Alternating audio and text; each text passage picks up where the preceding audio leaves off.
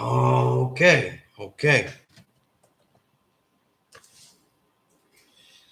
right. Okay, so I'm online now. This is today's class by the Allah School in Mecca. Been a very busy last 2 weeks. I'm here for all the questions. There's a lot of great builds last week, even though it was only an online session. Let me know any of the questions. Right now, I've been at the school since 5, but so about for over an hour, 40 minutes. But I've been manning the school by myself, so I may have to cut in and out and stuff. All right.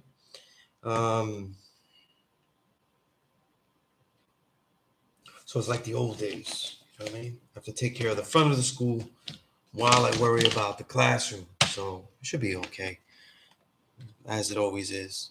But any questions that anyone asks me will really help as we go along. You know, as I wait for people to come in and build. Again, you can come in and build, ask what this class is about, even as I continue.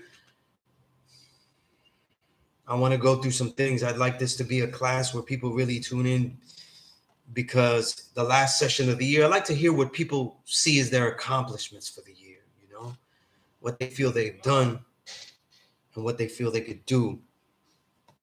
And then that cue seems to be interrupted. Peace. Yes. You trying to get me out? Yeah, the brother that has that key, he has stepped out, and I think he'll be back at 6. I didn't know that he had this responsibility.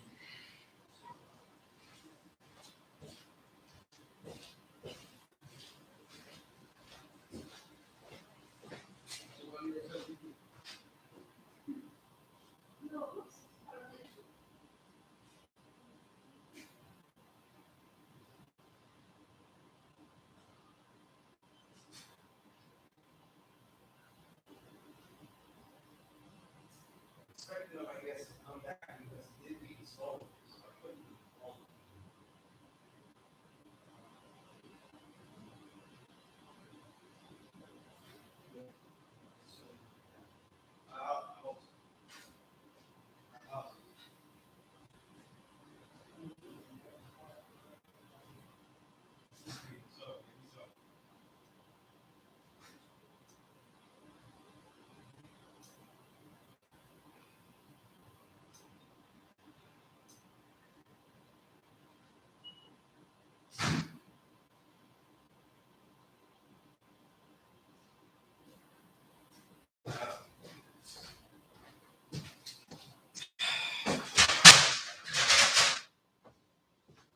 All right, I'm back. Hopefully that's the end of that though, but I'm manning to let people know where I'm at. Where am I at? Okay.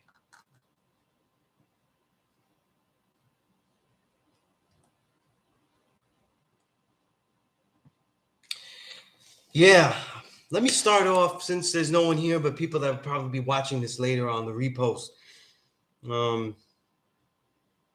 I would like to know what people's achievements are, what they have done, you know, what they would like to do, and if I could help with that, you know, with some type of planning to help that, and that would be really great.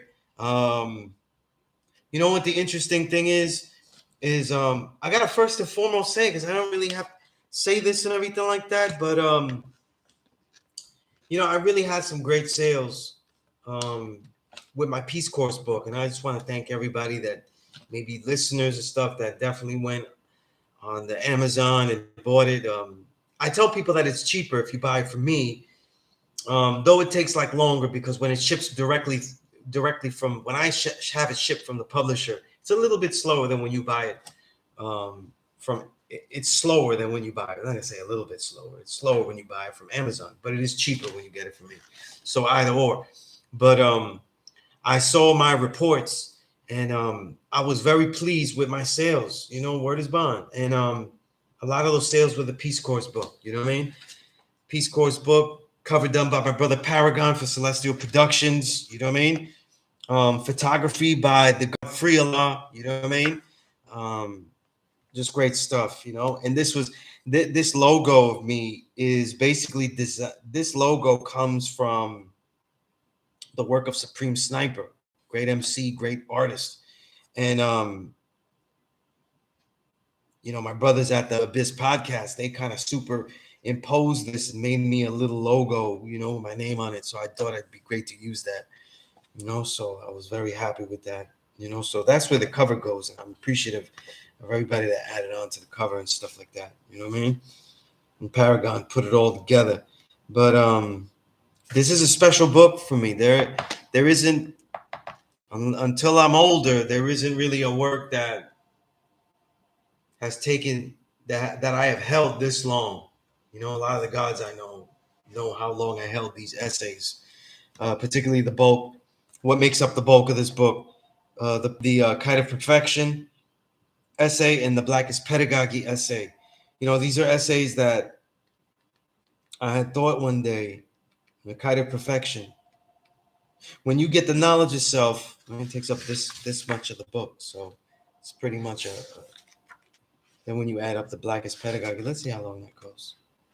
You really have like a major chunk of the book. Let's see when the Blackest Pedagogy is. Blackest Pedagogy is this. So basically 90 pages of the book, you know, and it's a very concentrated book. People see it as my shortest book, but it is the longest read, you know, if you know what I mean.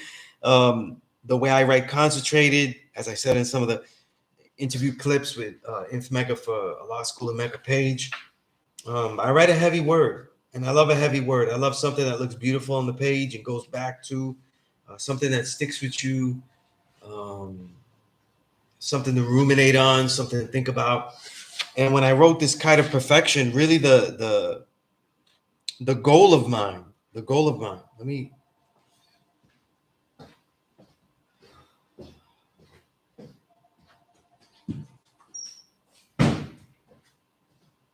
The goal of mine when I was doing the Kite of Perfection was when you get knowledge of self, especially when you're at the school and you live the culture at the school, one of the things that the gods do, and the elders should have you do, is when you're in tune with the school, is collect letters from brothers writing from jail, anyone writing from jail. And when they collect those letters, there are many letters that are not sent to anyone particularly. They're addressed to the school in general.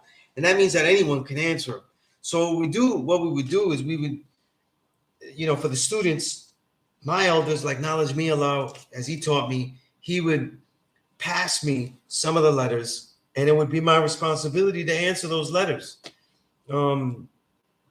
I would have to show proof that I wrote these letters and stuff like that. But after a while, you know, it was really on us, though, to take that goal. A lot of people didn't take that. As a writer, you know, as a young writer, I was expected to do this. You know what I'm saying? And so I did it, you know, and it gave me so many insights on how to teach. It amplified what it is to be a writer, because the writer is really something for someone that you do not meet, someone that is not there. And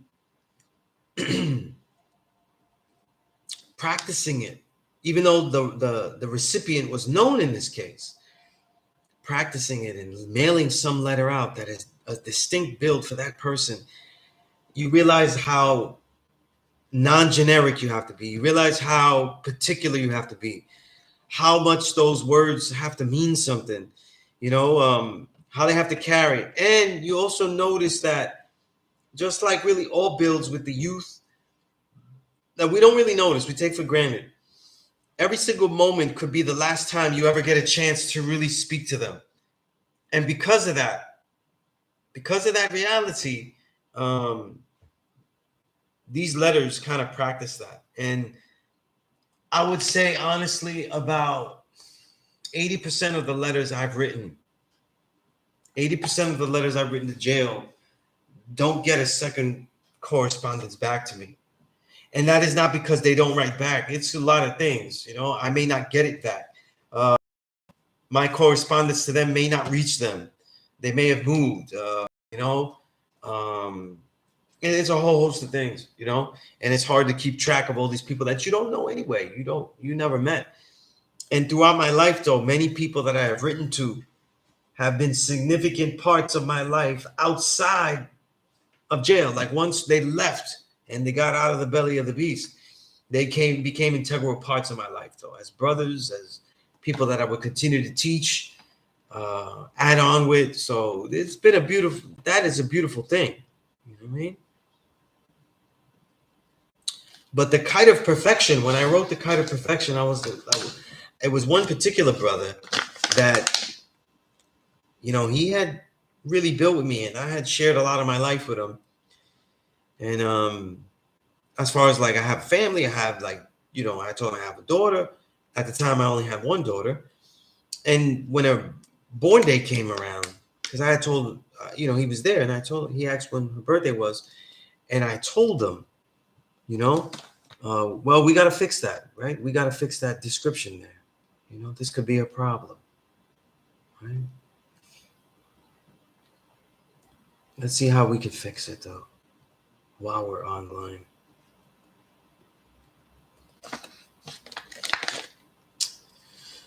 I had to do this so many times that my cut and paste, though, I forgot to update the cut and paste. You know what I'm saying?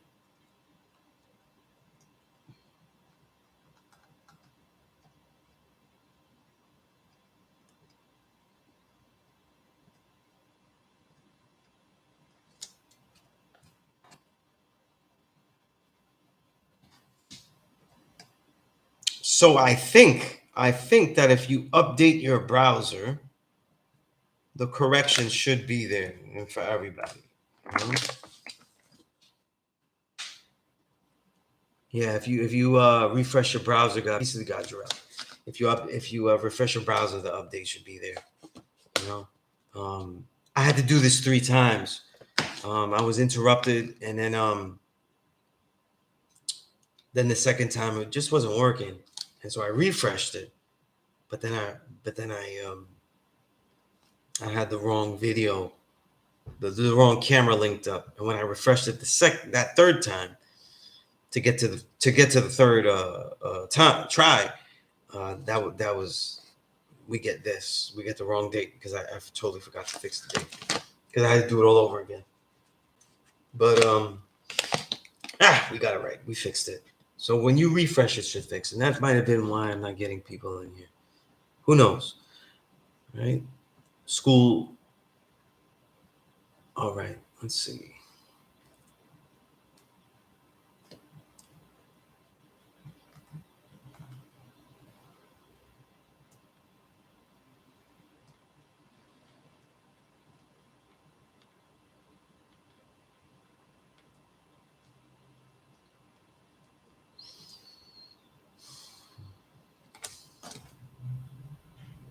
Okay.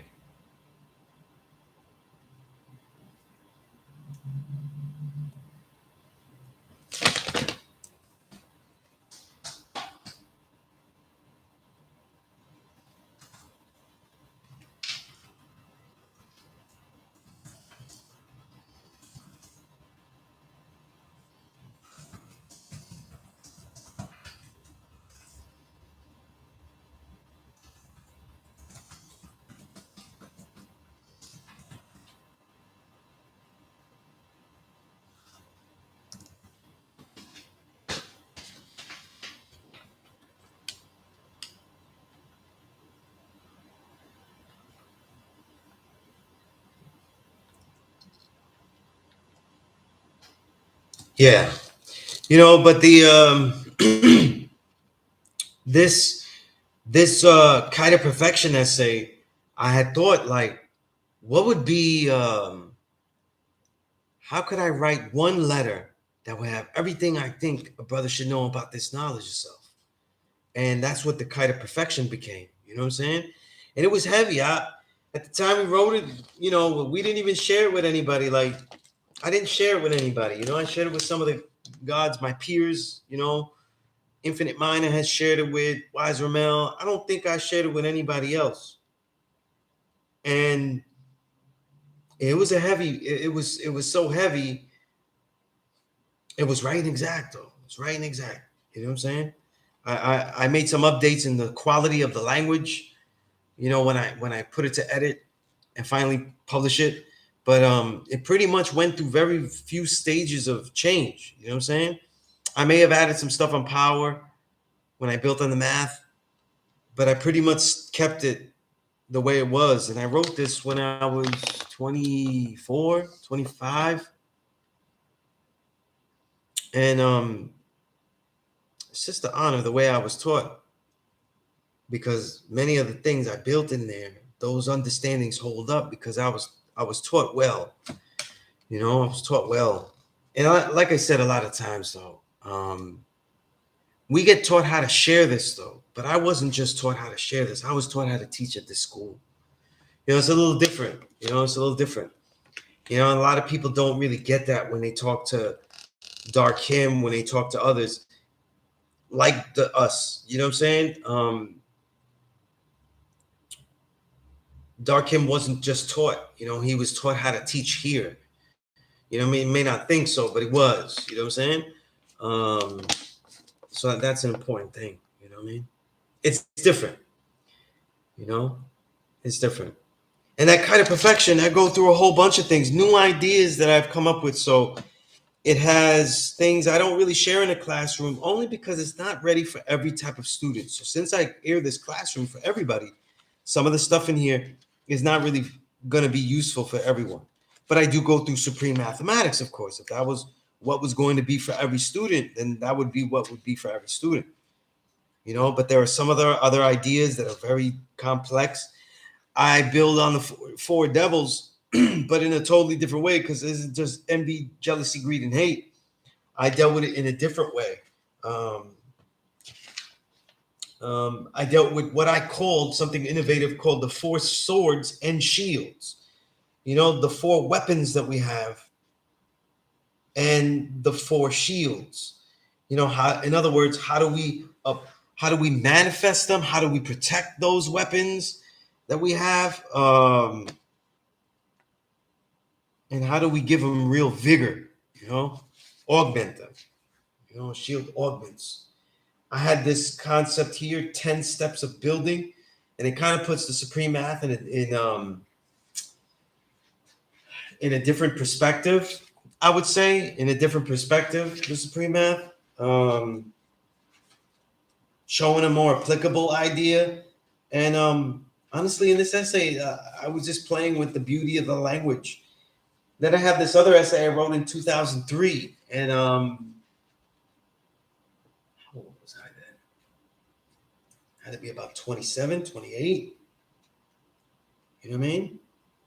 These essays, Kite of Perfection, it was written 2000. I was only teaching for about 01, 02. You know, this is about my fourth year of teaching, and I wrote these essays. Blackest pedagogy is the reality of me as a would-be student, from a student to a teacher. And then what type of curriculum of mentality would I share with the student? It is written in a beautified language to kind of show the mentality I had, the struggle I was going through, the fight that I was going through, and this position I was being put in, you know, that was different than anyone else. And that would be different than anyone else, because for those 2000s, a lot of people don't know that I was the one that was teaching at Allah School, an official course. For many years, there was no official classes at Allah School but what I was sharing, you know? And people would come and build all the time, but an actual class that you'd have to come and sit through, you know? And mind you, I had changed things. Curriculums, you know, a curriculum, curriculum to the student, expectations beyond just memorizing math, other things, a body of work to engage in, to supplement math, alphabet, 120 lessons. These are things that were not overtly done at the school. They were not overtly done with the school with pen and paper. And a lot of the things I was taught like that, I incorporated them rigidly into an overt curriculum. you know. And then there's other things I taught that weren't really taught here, you know, like a complete vegan living foods protocol. A lot of people don't know that I was vegan way before I stepped into Allah School. You know what I'm saying? Just like certain trolls on Allah School in Mecca page, they think that Sunez is a given name, like it's one of my surnames, you know. And I'm gonna give you a little story on that. Side note: when people see Edward Sunez Rodriguez, right, and they see that on Facebook, they think that's my actual complete name. It is because I have used it for years, almost 20 years that way, in many places, published as well. But it became like that because when I got Knowledge of Self, the Source magazine, particularly, Double XL too, actually, Double XL, and then the Source too. So it was both of those magazines. Vibe, I don't know, because when I was at Vibe, I actually did not have a Knowledge of Self. I was at Vibe from 96, 97, 98. Throughout those years, I was working and trying to get freelance work from them. So it wasn't, you know, it wasn't there that I had this name Sunez. But Sunez is my righteous name. I created that name. I didn't pattern a surname, even though in some countries, in some places, you'll find Sunez as a surname and stuff. But it is original name that I created. And word is bond. I've never found a Puerto Rican or a Dominican or a Latino with the name Sunez, you know. So when I had created it, I had thought it was original. And to this day, I have never met personally anyone with that name. But so that is pretty interesting. But at the source, they wouldn't pay you if you didn't have your actual name used in the article byline. Same with Double XL. So the only way to get it in there was to write Edward Sunez Rodriguez, my honorable name, Edward Rodriguez, and put the Sunez in there. And it would be in there if you ever have crates of old Double XL issues or old Source magazine issues with my name in it. You'll see it in the parentheses there, you know. It was only later in the Source, I remember, when Day Sun was there, I kept to the same byline. It was Day Sun's idea that people know you that way, even though I didn't really agree with it. But when I was at the Source, I didn't have much of a love for music then. I actually, the way that they wrote, the way that they published, you know, and my personal life, I just wasn't, I wasn't feeling it. You know, this was a place that they didn't really listen to the music. They talked about the music. So they gave you opinions about the music without listening to all the music. That's always been a thing of mine, to listen to everything and then make an informed opinion. You're not telling the people what to listen to. You're showing them why something out of everything is worthy. And to not listen, to do your diligence, to not listen to everything, I think is a musical journalistic sin. You know? I could use my years of experience to tell you something is good without listening to anything else. But I think that is not as profound when someone is also saying that they cover the music and know all of the music surrounding. It's just impossible. It's not true.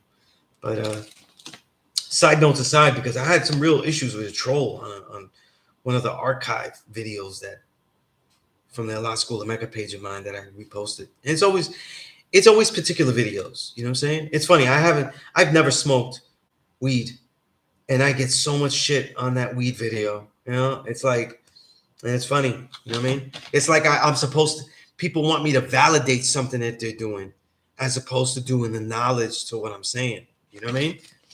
And in my and I also get a lot of shit for the build I had about the fruit of Islam, you know, because I was saying how we look at degrees is not how the NOI builds on it. Elijah's build on it is referential to how is referential to us, though, like any scholar would be, because they're all his opinions. Elijah didn't show and prove a damn thing in the degrees. He stated them. These things are shown and proven. You know what I mean? But it was our duty to do it.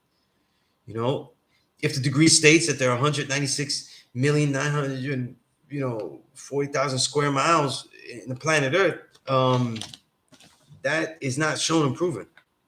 You know what I'm saying?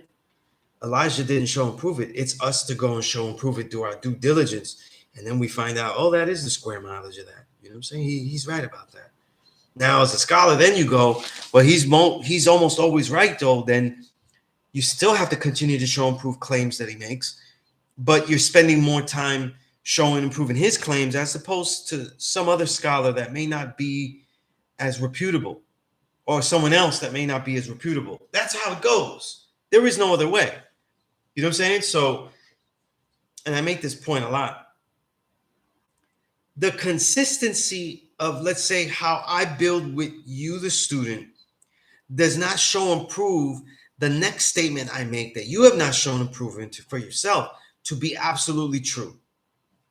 Okay? What it does show and prove is, instead of looking to someone else's build, you know what I'm saying, to see if someone else is correct, you're going to spend more time with my build. I'm more likely to be useful because I'm more likely to be right. That's probability, but that's not necessarily shown and proven. Okay? That's not necessarily shown and proven. So these are two different things. You know? These are two different things, you know, and this is why I get a lot of help. And you know what was interesting? I'll tell you the motif of these trolls is that besides having issue with my being light-skinned, with me being Boricua, original man that is not under the label of Black American, right? One of the main issues that comes up with this stuff, right? One of the main issues that comes up with this stuff is that I violated what they believe. And that's why I get into so many arguments about belief versus anything else. See, belief is in all the institutions of revolution and ideas, a spiritual revolution that have preceded us. And so even many of the gods and earths, even in their language, the way that they speak, though, sometimes don't always reflect that revolutionary stance. And I mean revolutionary because it has not been done. You know, it is brand new.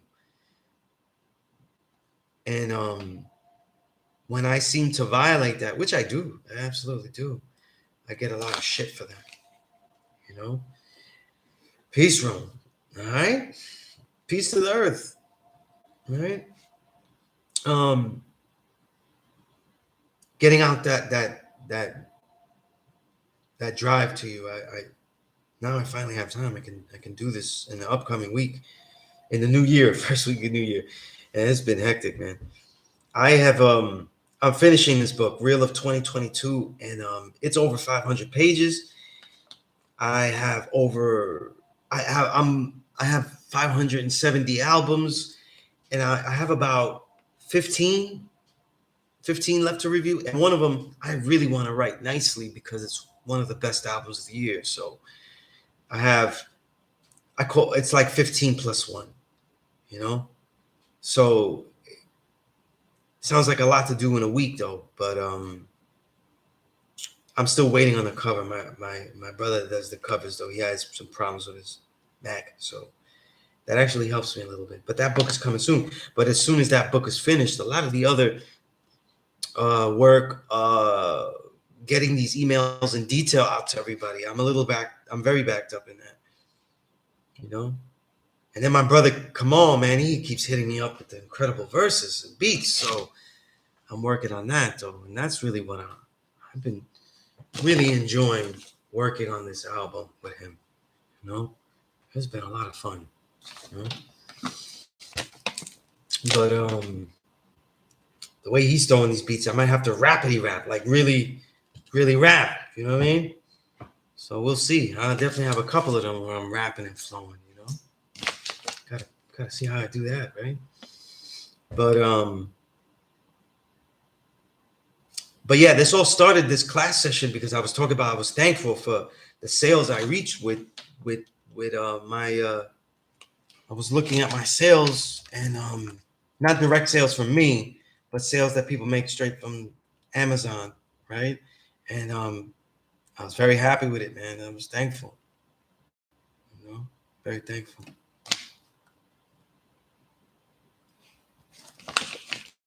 It was it's very nice to see.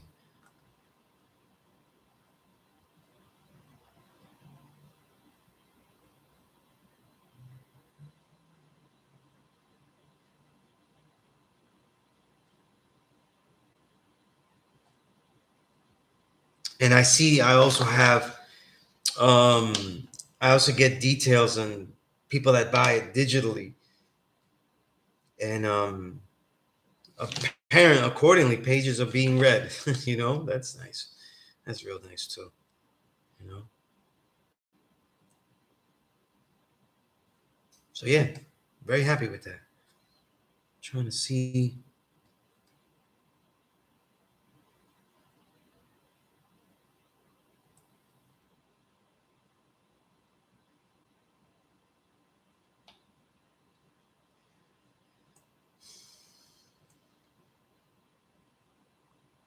Yeah, so I've been pretty good. People, my biggest seller is this Peace Course book, and it's a heavy book. I think as more people read it, though, they'll see the jewels in it, though. And if anybody has it, you know what I'm saying. Lotus Peace, my G powerful piece of the guy. But as more people read it, I think they get more out of it. You know what I'm saying? But over the years, the it's two pieces that I'm proud of, though. You know what I'm saying? Especially Blackest Pedagogy, because I said I would be this type of teacher, and so that essay is like a literal showing and proving, writing my history in advance. Because when you read the essay, it's from 2003, but I said what type of teaching I would do, and you know what? Because of everybody here, because of everybody helping, because of everybody trying not to help, like people, everybody, um, I was able to achieve that. You know what I'm saying? So that's a real peace. You know what I mean? And in this new year, I should be much more regular here. But people don't really get that the last couple of years I've been working totally freelance. So my schedule is always. It seems like you make your own schedule, but that's if you have tons of money and outlets. But I have to get that money where it's coming, though. So sometimes I have to work at certain points and write certain things on the fly. You know what I mean?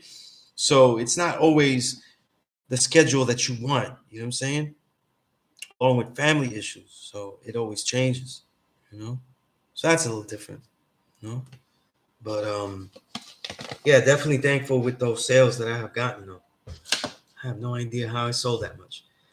You know? But again, if anybody's interested in a book, you know what I'm saying? Like, or any of my books, just contact me through the email. You know what I'm saying? And I got you. But this Peace Course book, though, it is something that if you were to buy it from me, I would hope that any questions you would have, you would try to email me directly or contact me, and not just leave it as something to ponder, figure out for yourself. Because that wasn't, as I published it, that it took me all these years to publish, though. That was one of the reasons why I didn't publish it, because I didn't want it to just be read and deciphered. You know what I'm saying? I wanted people to engage it and engage me with it. You know what I'm saying? Um, so anybody that has it, if they read something, they highlighted something, you know, you think you know what I said, like, but you're not completely sure. It may mean something else, because even if you understand what I meant per se, sometimes the origins of why I say something may have behind it, though. Have a story behind it.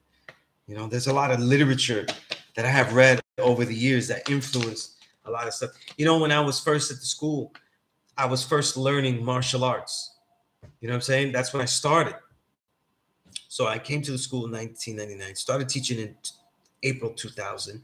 And by December of 2000, so the end of the year, this last week of the year is the anniversary of my starting to train martial arts. So that would be, 22 years of being a martial artist as well. And yeah, wow. You know, But all of those things, you know what I mean? All of those things. I was reading a lot of Taoist texts, um, ancient Taoist Confucian philosophies, like meaning from Confucius, um, but also the Neo-Confucian scholars, all these kind of things I would get a hold of. A lot of I wasn't reading books on martial arts fighting of how to fight, but I was always reading books about the mentality, the mindset of the warrior, mindset of the fighter. You know what I mean? And that, to me, those are the most important books. I have always been a terrible, terrible learner of the martial art, looking at books and looking at pictures. You know what I'm saying? It's only recently that instruction that I see from educators that are very good that I get something out of. You know what I'm saying? Um, I'm terrible with that. Terrible with that. You know what I mean? But that's another thing. And for those that ask though, I still am teaching the martial arts though. If you're willing to learn, the martial arts with me, if you're in the New York City area, understand that you'll get a really concentrated class. But I'm teaching during this time of season, the winter, where it's cold and stuff like that. It's really just for the warriors, those who really want to take it seriously and stuff like that. It's really for the warriors, though. If you're just learning it and stuff like that, and you're being lazy with it, you better wait till it's hot and shit. You better wait till it's hot, because I'm more intense in the winter than I am in the summer. Right? I'll let you drink your water in the summer. I'll let you take your break. A lot of people that train with me, they notice that I don't drink any water. I barely drink water. You know what I'm saying? I barely stop moving. You know what I mean? And that's in the summer and in the winter. A lot of this stuff, you can have minimal talent though, and great stamina, and that'll last you longer. The reason is because when real shit happens, you forget everything that you learn. You know what I'm saying? A lot of people can't remember everything that they learn and have not integrated it into a natural system. So sometimes their stamina will be more worthwhile to them than their actual know-how in any kind of martial way, and get that stamina. So even in the winter, I can absolutely, if people want to be coached, if they want to know what to do during the winter, things like that, I definitely can do those. Because I still do we still do the Zoom classes and stuff too for students,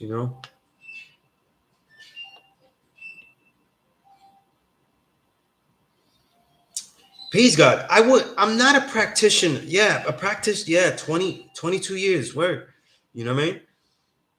Have I competed in tournaments? You know what? The way that we learn from Seagun Bobby Whitaker, a lot of people don't know who Bobby Seagun Whitaker is.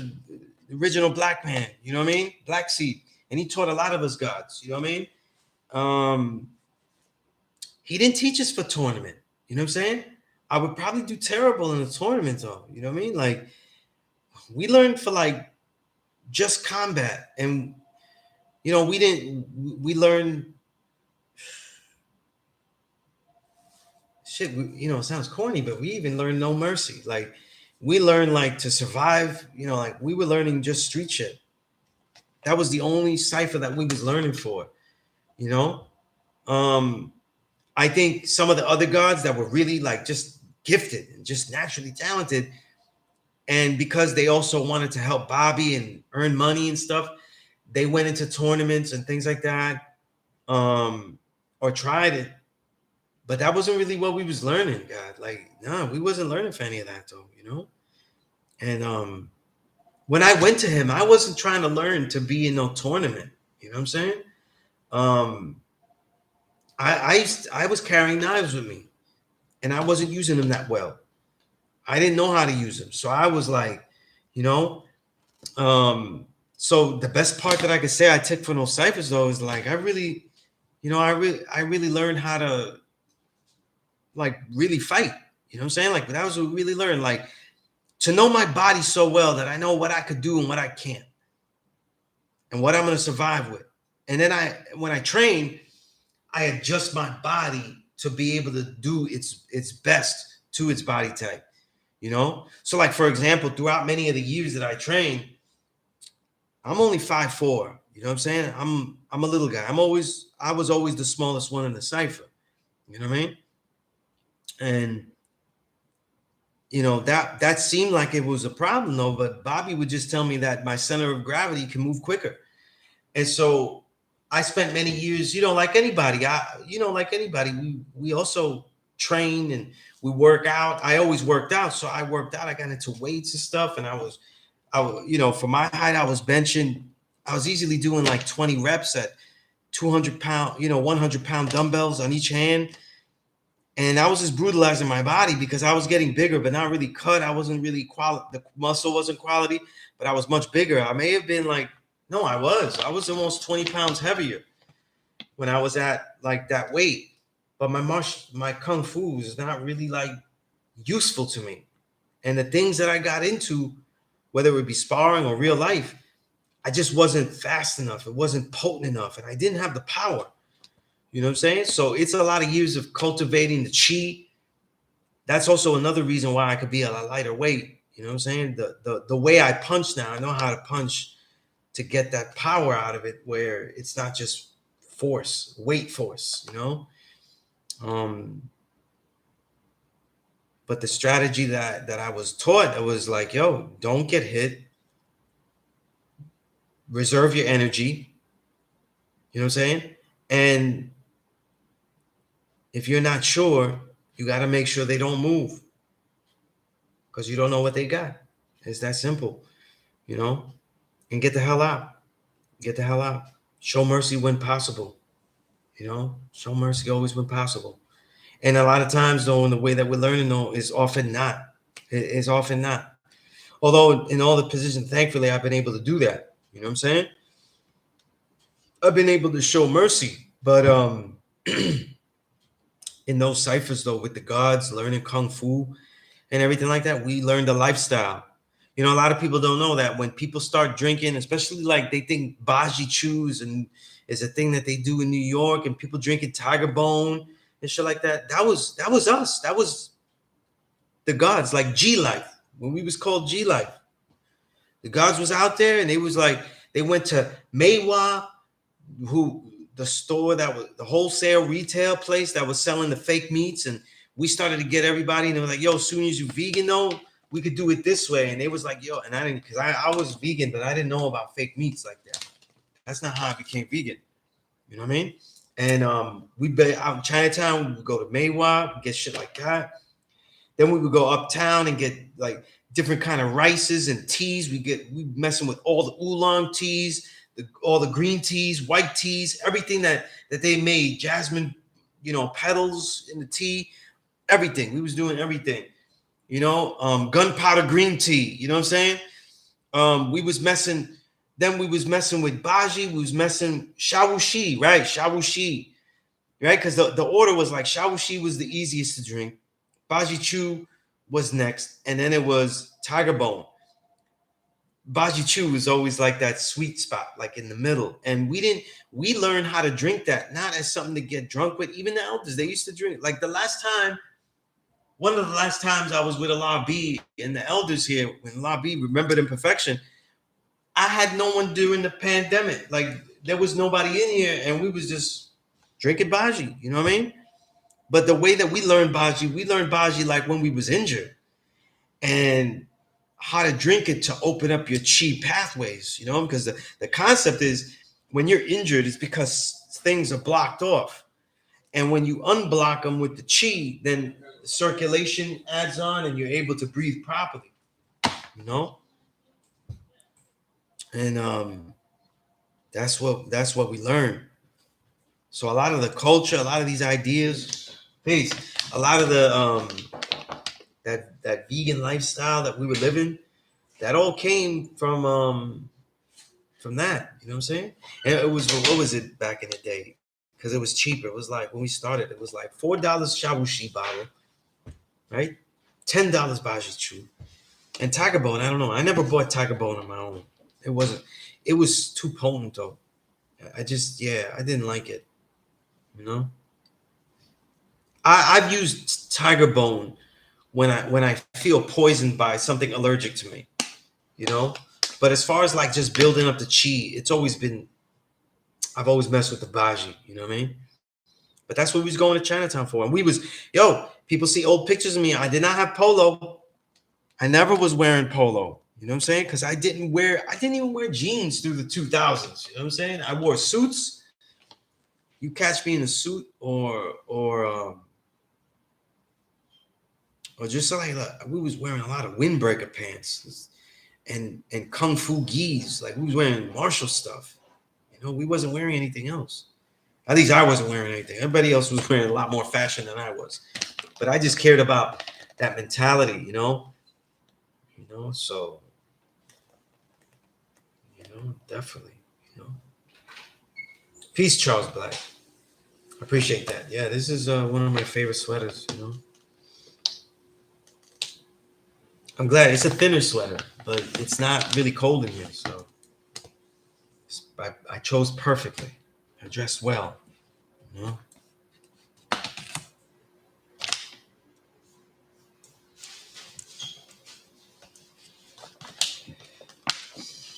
But yeah, there is actually I wrote this in 2005. I finished it in 2005, but I have a martial arts book about the mentality, uh, applying the knowledge of self to it. But it is not a typical book. It is written. If people think Peace Course is written creatively, and in a creative style, the way that I wrote this martial arts book is a philosophy book on another level. Peace, God. You all right? I'm good, God. I'm good. Um, is on another level. That's why that one I have never thought about releasing it, but it'll be released next year. You know what I'm saying? And that one's a long read. That one's a keeper. And when I explain the concepts behind it, then people understand why it was difficult to publish because there's copyright issues with the way I designed it, not my content, but in the content that I needed to use to build the book on. You know what I'm saying? So that was and still is an issue. So Sunez. yes. Pardon me. You King Justice is running around with them vendors. Okay. So people might be coming in the front door. So keep up. I will. Okay. All right. Don't just let anybody walk up. Okay, God. Will do, God. But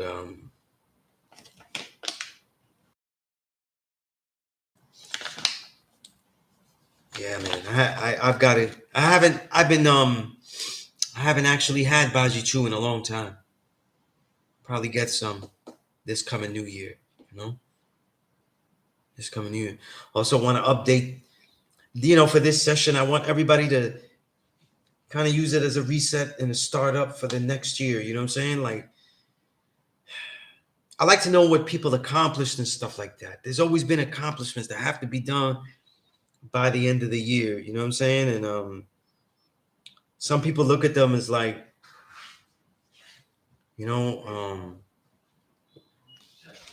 whether your validity and things like that. But we should be judging our progress. We should be looking at what we need to be doing. And if we didn't do it, though, we often make excuses for it, though, instead of saying, let us plan better. How can we plan better? And I think at this time, that's what we need to be doing, is how to plan it better. You know what I'm saying? Things get done little by little, though. But then how do you break up that little by little, very detailed,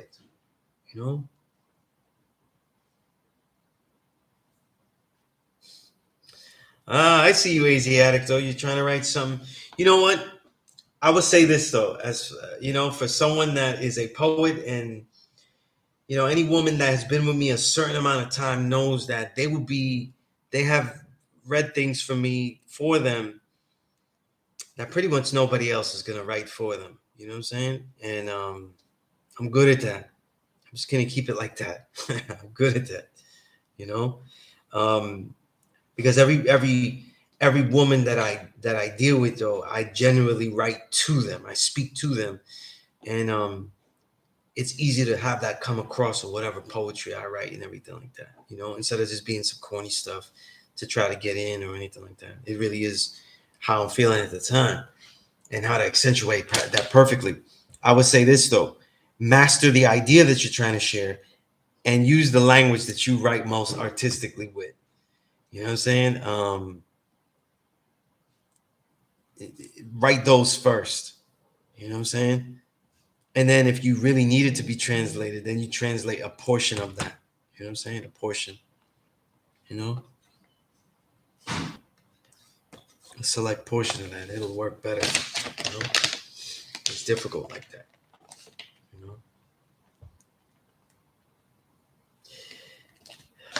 Well, yeah, that's always the case. You know what I'm saying? In matters of love and stuff like that, how it's a lot of times the poetry doesn't always get their mind wrapped forever. It wraps up a certain idealistic part of their mind. But you'd be surprised. You know what I'm saying? You'd be surprised. Being a 5%er and looking for a woman, they are not as idealistic as we are. And idealism fades in the reality of the world. Peace.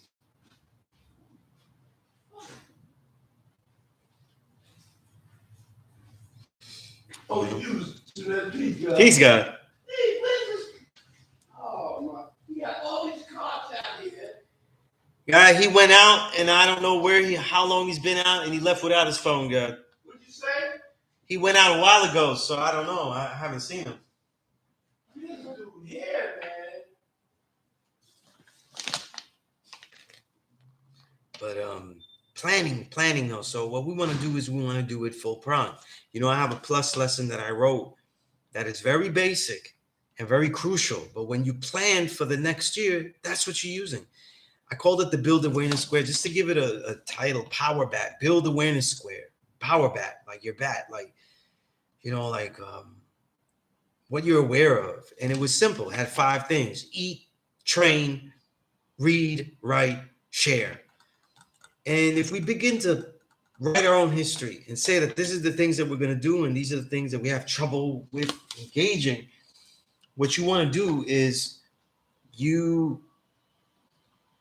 let's close this here. You want to be able to look at these things as I'm looking at them now. You want to look at these things and say, these are the most important things that I need to be aware of. How do we actually get these to another level? You know what I mean?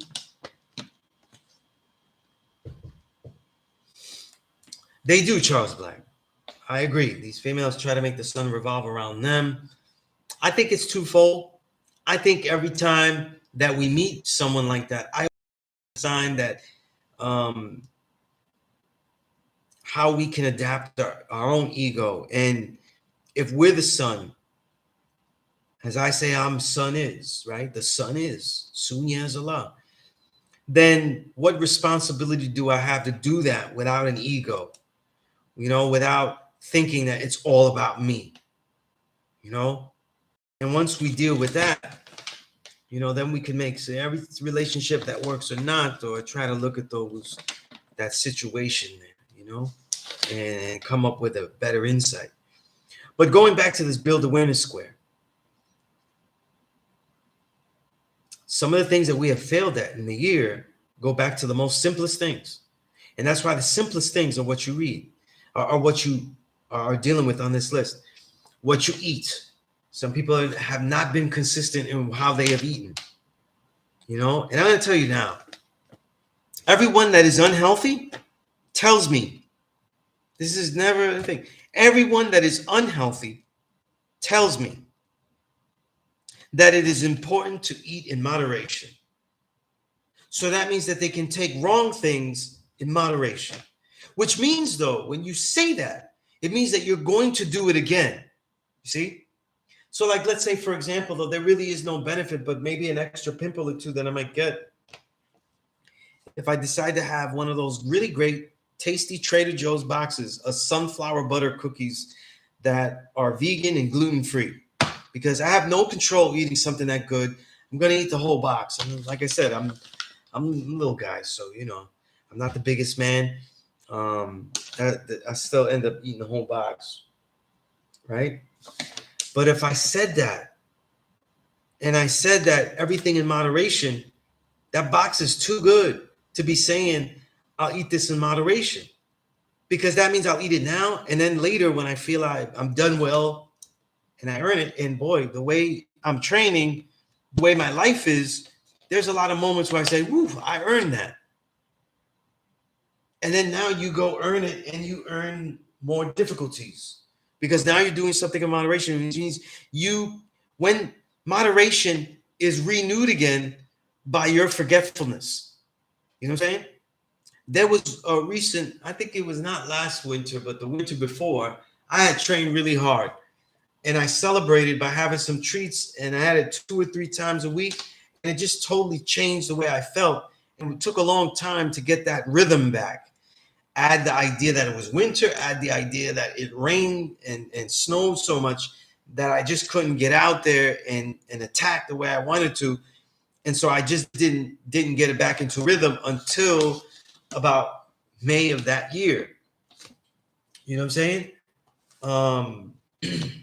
So these ideas of moderation are often cues to be allowed to continue something, And I'm saying these things aren't necessarily bad. What people might be saying that have moderation, but you've got to be aware, because what it does is it breeds a forgetfulness of what you've done. You know what I'm saying? Oh, I don't remember when I've had it though. You're supposed to have it in moderation. So if I don't remember when I last had it, I think it's a good time now to have it. You'd be surprised for what you want, how quickly you will forget when you last had it. And then, of course, though, the effects that it really had when you did have it. That especially goes for things like drinking. That especially goes for things like smoking. And I'm going to say this about weed. Everybody's talking about, oh, this is healthy, this is good, this is everything. But all I am seeing is people obsessed and overdoing weed now. It is legal now. It is supposedly acceptable to do it. Okay, it is legal to do it now. And I see people overdosing with it. And I don't see greater effects of memory. I don't see more tasks being done. I don't see more better records being made. The max amount of records that are done by people that are good and consistent are usually done by the people that were always doing it. You know what I'm saying? And I don't give any of this credit, though, to that. I think that we overrate so many things. You know what I'm saying? We overrate so many things. And like I said, anytime you smoke something, it doesn't matter if you're smoking anything. It doesn't matter what it is. You're taking smoke into the lung, And let alone, that most of the people are getting, something mixed and diluted with that. But I'm seeing people overdose with that and just really treat it like it's a nutrient. You know what I'm saying? Like every day, every hour, this is the way we do it. And I'm just saying that for the new year. Like people be thinking that I don't have a thought on it and things like that. I haven't seen it be useful. And I will say this though. I'm gonna say this. Everybody that I know, plenty of people who have done incredible things. I know MCs that can rhyme for days, that have breath control that is exceptional, and yet they smoke cigarettes all the time. So sometimes the completion of the task, the success of a task at this certain moment, though, isn't really, isn't really the measure of success with something, and isn't really the proof of misuse. And down the line, I think that we're seeing a lot of wasted misuse. People are smoking weed like that is the ultimate nutrient. I don't see people saying, what about B, C, D, zinc, the chlorophylls, omega-3s, supplement the omega-3s, better diet choices. I don't see, fermented foods, getting the microbiome better with prebiotics and probiotics, like your kombuchas, you know what I mean? I don't see any of that. I see people increasing weed take as if they finally found a holy grail of of health with that, you know. And all I see is a safer escapism, you know, with a lot of that, you know. And I don't give a shit what anybody says about whether I'm, you know, as soon as you don't smoke, you don't understand this and that.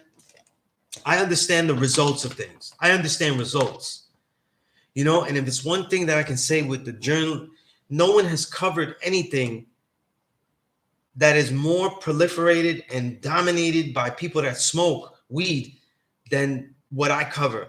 And the art of making hip hop music is dominated by people that smoke weed. And I will show you and I will tell you that many of the most prolific that smoke a lot of weed, they're not always as prolific at life. They make great records, but they're not prolific at life. They're not useful in life. You know what I mean? They're not consistent with things. You know what I mean? And I will say this, and it is my expert opinion, that a lot of the brothers that have made great works and have really overdosed on the weed, they would do so much better if they reduce that or minimize that and control that better.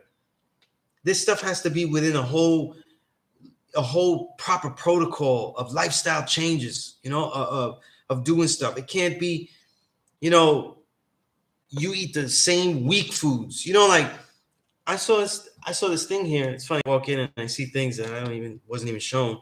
Somebody had made a pamphlet about this nation's protocols, and it had diet, and it was one fucking sentence.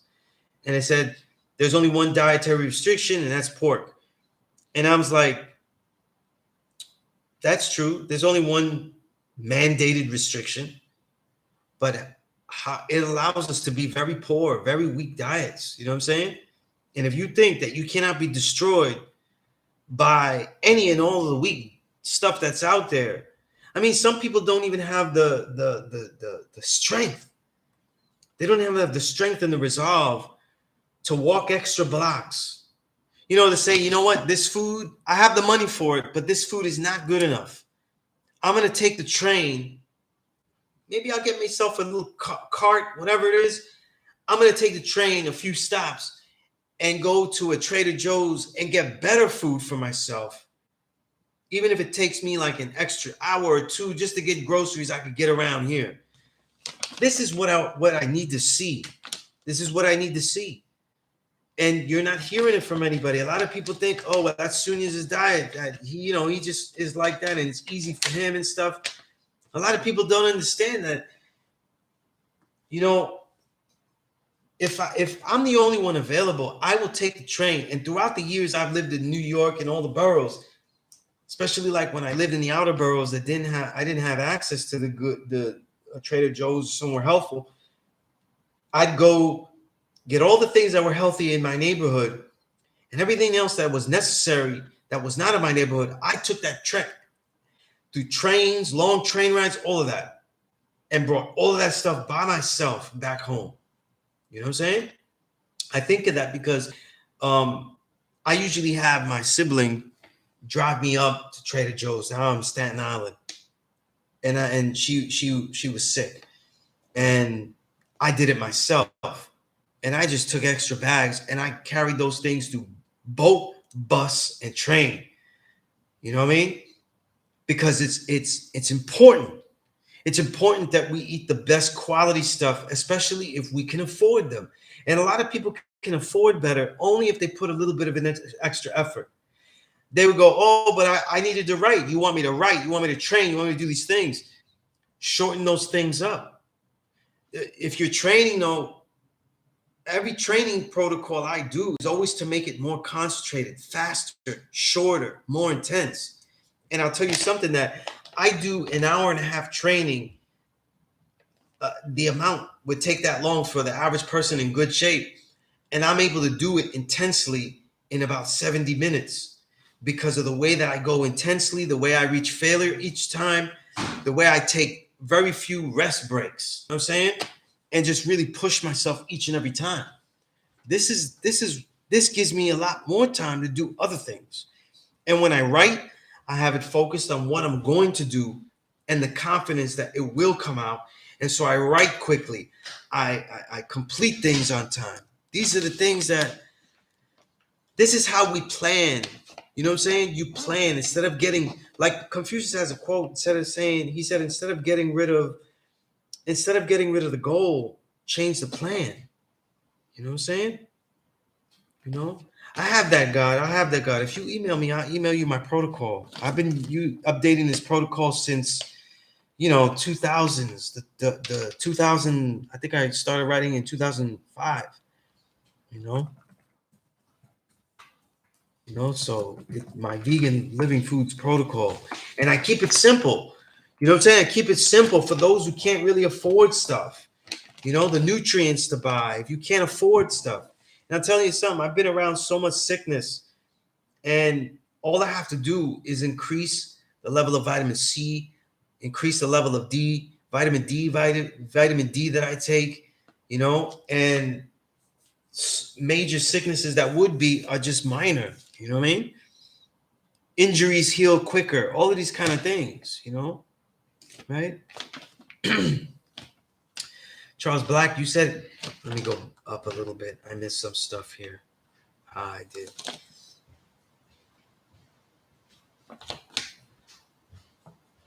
Food doesn't grow in a box. No, it doesn't.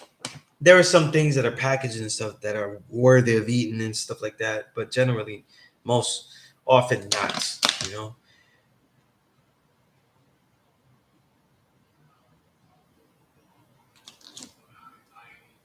There we go. I hear the God with study Hoi Keen instead of granted. He's all right. God given the secrets. Yeah, Charles, you said we smoking weed like crack to be real. No, it has really become out of hand though. I'm just seeing addicts on my timeline. I'm not really seeing people that enjoy it recreationally and stuff. I'm seeing real addictions to it. You know what I'm saying? It's not even. You said 10% mixed diluted tampered weed now. There's a difference between what is called ganja versus cannabis. And I don't know those differences. I'm just looking at the effects of what people are doing, And like I said, I've never wanted to smoke. Listen, I've been offered to smoke from superheroes of mine. You know what I'm saying? And I said, and I just, that's not me. You know what I'm saying? That's not me. Charles Black, you said it's a herb or medicine, but too much abuse and not respecting things kills you, even the best things like water. When you say herb, a lot of herbs affect you or they don't affect you. And we don't look at these things properly. You know what I'm saying? And when we look at things in nature, we have to look at how they affect you, And again, once you smoke something, you've altered it, just like the coffee bean, There's a reason that when you roast coffee beans, it produces carcinogens. It's not necessarily that the bean is carcinogenic itself. It's that when you roast it to make that coffee, it produces those carcinogens. And no one, you can't really deny that. That's shown and proven, So these are things that people don't really want to admit, look at, But with all this in a year or two, like how long it's been legal, I have not seen better usage, better, zinc. Yeah. Let me take a moment here, right? Zinc has been a certain protect me through cold. Yeah, absolutely. Same here, God. When people use ivermectin, the human version, right? That mixed in with zinc is what's really opening up the pathways to get those germs out. But I'll give you my quick protocol that I almost always use. I supplement with B complex vitamin C powder that I take continuously in my waters throughout the day. You know what I'm saying? Throughout my water throughout the day, right? Vitamin D, I take about at least 10,000 units a day of vitamin D. This is my winter protocol. When people are around me sick, I up that to 50 to 150,000 units. I'm sorry. What is it? 10,000 units, then 15,000 units when not 150,000, 15,000 units, and I get it in a dropper. So it's easy to measure, and I take what else? Vegan omega-3 fatty acids. I take zinc. I take about 50 milligrams of zinc, you know what I mean, a day. What else in the supplements? Oh, and also chlorophyll powder. And I have a liking for Amazing Grass, that company, but any chlorophyll powder will do. You know, the spirulinas is real powerful. Turmeric, ginger, yeah. You know, sun chlorella is great. You know what I'm saying? These are all radiation detoxers. You know, so like the chlorophyll is always good to have as a radiation detox. Peace to God, Malik. So I take all of these things, and they have an effect. They have an effect on how I train. They add on because I've trained. I've had to train. I train whether I have money or whether I don't. You know, so these nice little add-ons allow me to push further. And when I push further, if I go when I live in moments where I don't have these nutrients, I'm able to persevere through it because I've pushed my body to its extreme at all times. You know what I'm saying? So I'm able to get something done. You know, people worry about their best workout or training in good conditions. It's really how you train when you don't feel like it that really benefits you. Because if you could do it then, it's really going to help. Yeah, ginkgo for the mind, you know, the brain, right?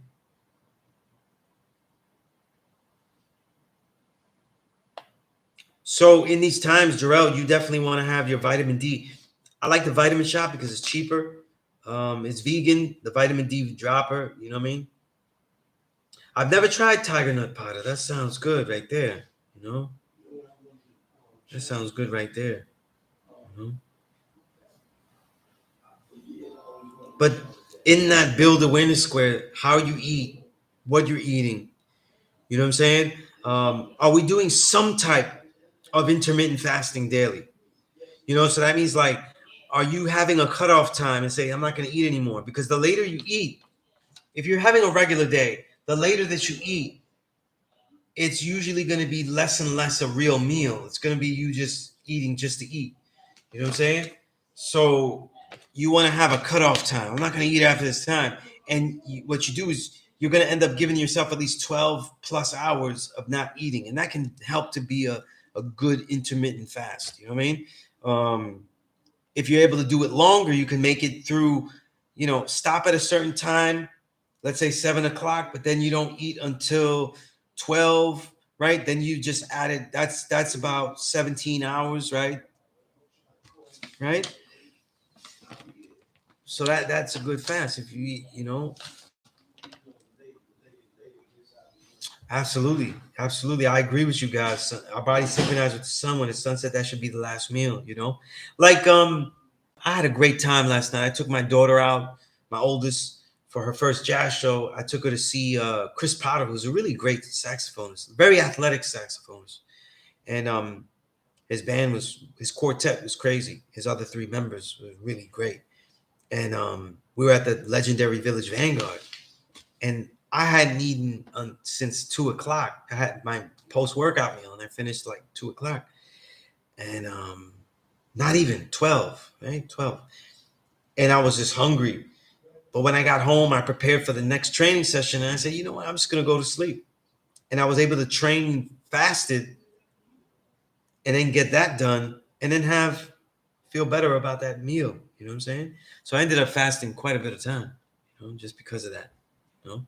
And if you could master that, the real mastery of the intermittent fast is some people binge when they finish the fast, you know, and that kind of defeats the point, though, you know. So, you know, that would be the thing that you want to look at. So, when you're fat, when you do any kind of fast, the meal that you're going to have after, plan exactly what you're going to eat, and then what you do is you eat that as the break fast. You break fast with that.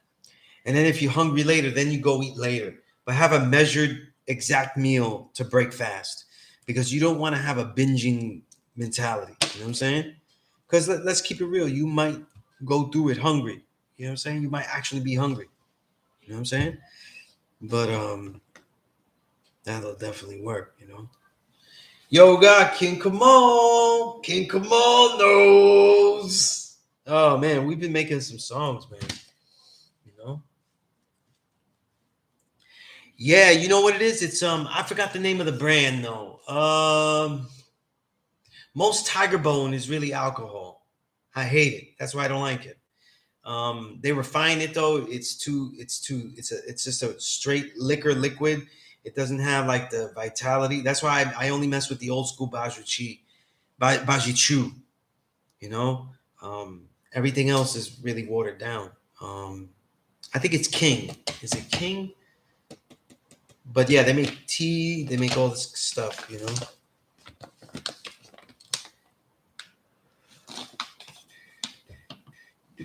Full body cleanse though. Um, Anything in the chlorophyll range is gonna help cleanse your body. You know, the chlorophyll powders. You know what I'm saying? Um, if you're dealing with cleanse as far as a slow, consistent cleanse, vitamin C in your system regularly is going to help cleanse. You know what I'm saying? Right? That's definitely what I suggest. You know what I'm saying? Um, Incorporating a very much more imbalance, meaning much higher ratio of fruits and vegetables compared to the grains. That'll start a cleanse as well. You know what I'm saying? And I'm saying this as like a daily thing. I'm not a person that I spent so many years fasting that I don't really eat to just to just cleanse. And the intermittent fast is the way that I live now. You know what I'm saying? But Malik though, yeah, ginger's always good. Ginger's always great in the tea. You're more tired on the wake up from chamomile and peppermint tea. No, you could have peppermint tea in the wake up, but chamomile is a nighttime tea. Yeah, you may. I hope you did. You may have heard wrong from me, but like chamomile is that nighttime tea. Yeah, that's for sleepy time. You know what I'm saying? That's why when they make this nice brand, Celestial Seasonings, they have this. They mix up different herbs and stuff, and they have with the chamomile.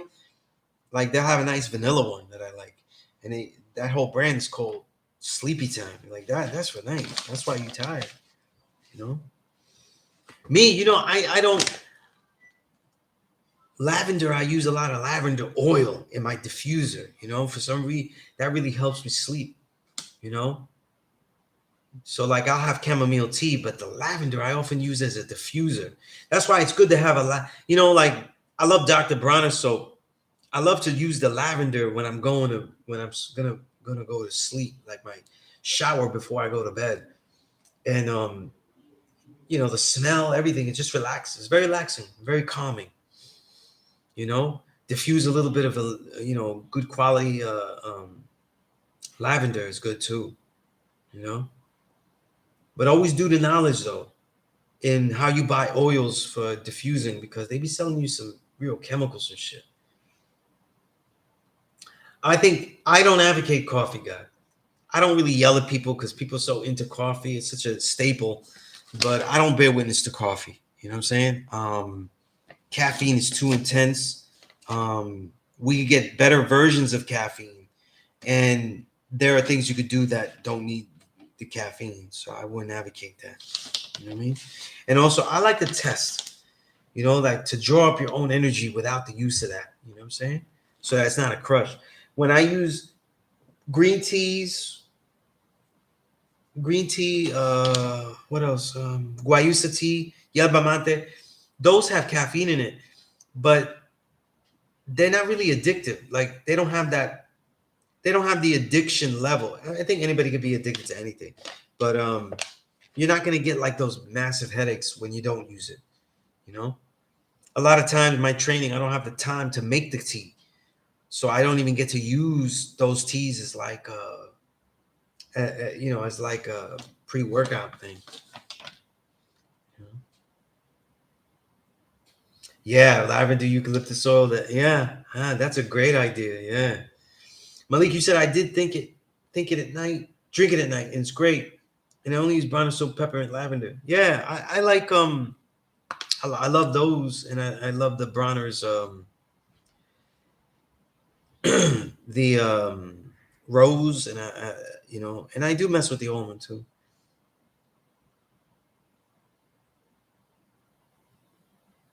No, there's a Dr. Bronner soap. Let me see if I get a link for that. Smell like a do-rag. Funny. Let me see. Doctor.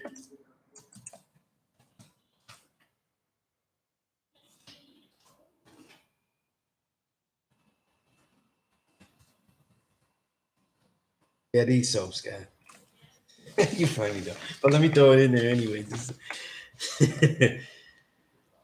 do-rag or wave grease. But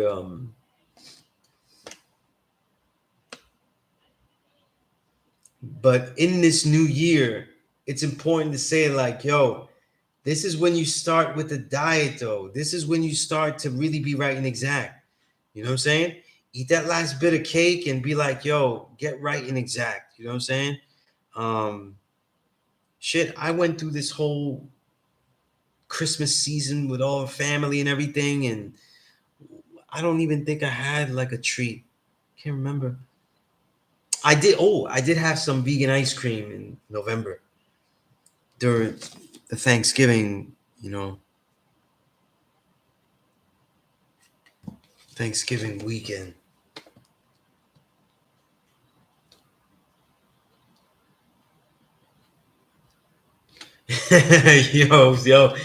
yo, yeah, it definitely feels fresh when you do. You know what I mean? 'Cause that it's got menthol in there. The menthol is potent in that. You know what I'm saying?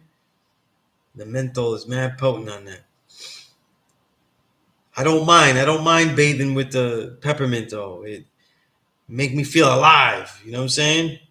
Vibrant. Oh my goodness.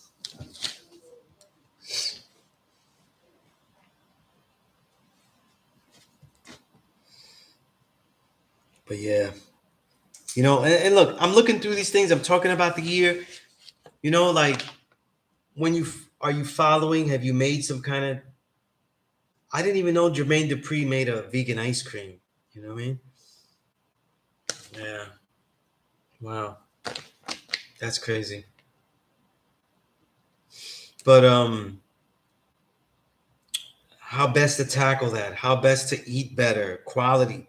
I think sometimes before people make drastic changes in what they eat, they need to make drastic notes on what they're actually eating. You know what I'm saying? And sometimes restricting and seeing like, yo, I eat too much of that, not enough of this, too much of this. And if they just change the balance of things, instead of saying I have to get rid of this and put this in and that, change the balance of things. You know what I'm saying? You're eating meat and you feel that it's not doing you well, right? Then what you do is you add in some other vegetables, right? That meat, right? The vegetable sizes get bigger and bigger. You know what I'm saying? And when you change that in balance, then that's gonna really affect you. You know what I mean?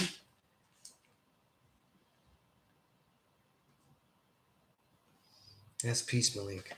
All right. Okay. Um, the second thing is to train. I think that one of the reasons we don't care for our bodies well is because the idea of a warrior, us being warriors, is very abstract. A person like me has made them very concrete by studying martial arts. And then I learned it with the knowledge of self. So it's embedded, it's like part of life. You know what I'm saying? Like the two things go together. Like it didn't even make sense not to do it like that. So you have to figure out when I put that second thing and I wrote train, is like, what are you developing your body for? Because that food is fuel for you to do something. And what do you intend to do? You're gonna eat better little things. I want to be a better student. Well, you're gonna do things like not eat past a certain time.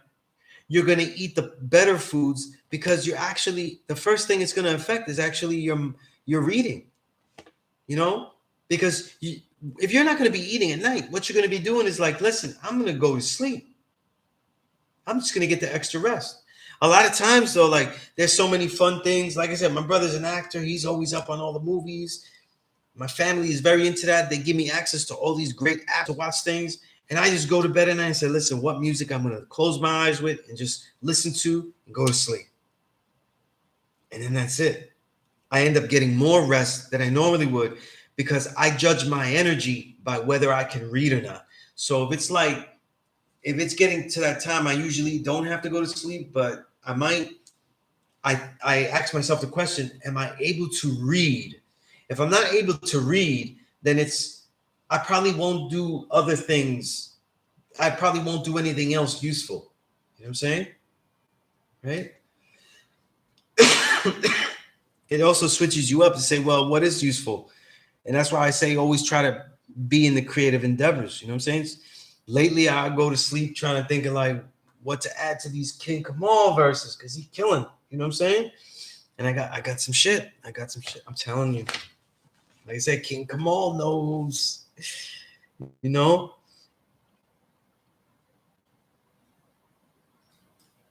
That's the thing. You know what I'm saying? It might not be King Kamal. Like it might not be in what you're eating and stuff like that. It may be there's all types of things. You want to look at the intensity of the workout. A lot of people always going like, yo, we got to do more cardio. We got to do this. Sometimes it's weights. Weights will give you more effect. And it doesn't have to be the heaviest weights. It has to be weights that are heavy, but that you can control, you know? So let's just say you don't have weights heavy enough to do compound stuff that is very useful, like a bench press or a deadlift, or your body, like you can't do such heavy weightlifting. If you get like 30-pound dumbbell, you do it like this. You get yourself a 30-pound dumbbell, and then you get yourself a 10-pound dumbbell. And if you can, you get yourself something in the middle, 25 or 20, right? But let's say you just have the 30 and the 20 and the 10s. What you start to do is you start to hit the biceps, right? Triceps, you know what I mean? Right? You're gonna hit the deltoids. I'm saying triceps, deltoids, and then you're gonna hit the triceps. You know what I'm saying? And you get those along with some resistance bands, and those you can adjust how many you put, and you can get some pull downs. You put them on the door, get some pull downs. You step on them, you got your biceps. You know what I'm saying? When you do stuff like this, along with the calisthenics, you're gonna build that quality of muscle. And what you do is you do these sets until failure with very little break in between. And so you're concentrating on the quality of how you're moving. You care about how you bring it up and you care about how you bring it down. Controlled all the way. You know what I mean? Controlled all the way. And then you do that to the lower weight. Start from the 30 as much as you can do. It'll be less. Then you move to the 10s. And you go to failure on these things. When you do stuff like this, it's going to start to burn fat in a different way. And it changes the whole thing. If you start taking breaks that take forever, then what happens is you're losing the whole effect of it. You know what I mean? So these things can help. You know what I mean? Then we're looking at when we eat, how we eat. Are we eating a lot in one sitting? So you know, people say, "Oh, I only eat one meal a day," but that meal is a little bit too large for you to absorb. You know, so then you have to change that. You know what I'm saying?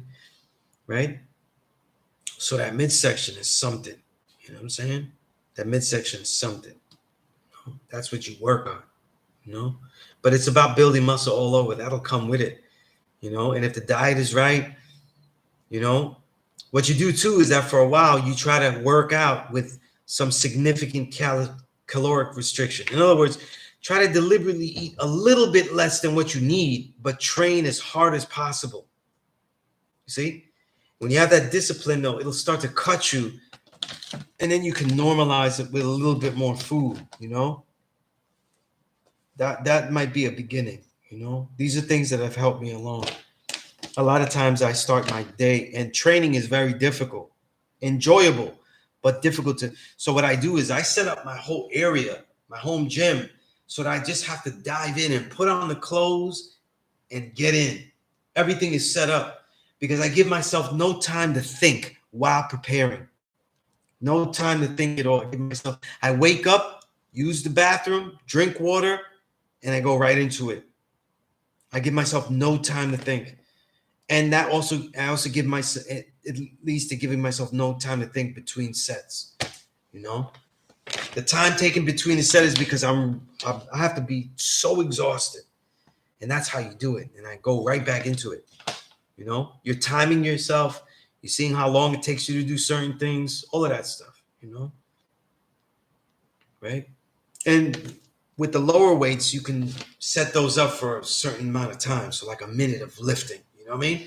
You try to do 10-pound weights and you're doing this, right? Sometimes you could lean forward because it'll give you more intensity. You do this, it's going to have an effect. Like I said, I'm so much lighter than I was when I started training, but I'm so much more stronger, you know? And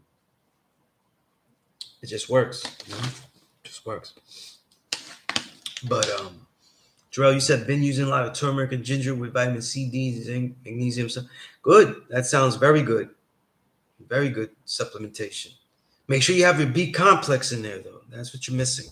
That's a necessary thing, you know? And probably the cheapest new collection of nutrients you can buy. God, powerful. You said reducing meat will help your taste buds eat certain veggies that you may not have liked before. Yeah, I agree with that.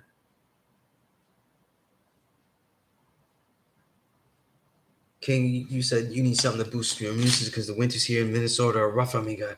Yeah, God, absolutely. You know what? Start with 10,000 units of vitamin D. The bottle of vitamin D supplement from Vitamin Shop is going to cost you $15. $15. And if you take it 10,000 units every day, it's going to last you about it could last you about 2 months. So if you got 2 of those bottles, sometimes they sell them buy one, what do they say? Buy one, get one half price or one free. You can have the whole winter set up for yourself. So like 3 bottles of that, which is what I have, it's going to take me through the winter. You know, vitamin D, then vitamin C powder regularly in your water. You know what I'm saying? Small amounts, but regular amounts. Okay. And the B complex. That's supplementation that's going to take you through the winter. And then add in, if you can too, because it's not that expensive, add in the zinc. You know, add in the zinc. Very good for men and very good for the immune system, you know, and very crucial to anti-natural and useful non-devilish vaccine protocols that have actually been used before this vaccine was made and effective. You know, tons of studies out there on it too. Malik, why is weather so common to describe a mindset and prophecy, or is in the one Bill degree and the one in 49 degree and the one in 40, even the Bible? It's not. The reason it works so well is because you see patterns, and people's mentalities are like patterns. They fluctuate, you know, and that's why. That's why, you know, that's why I would say it was a strong metaphor in use. God, you said, Sim, you said the body is electromagnetic, so consuming these metals are how we charge up. Yeah, I agree. Yeah, I see that.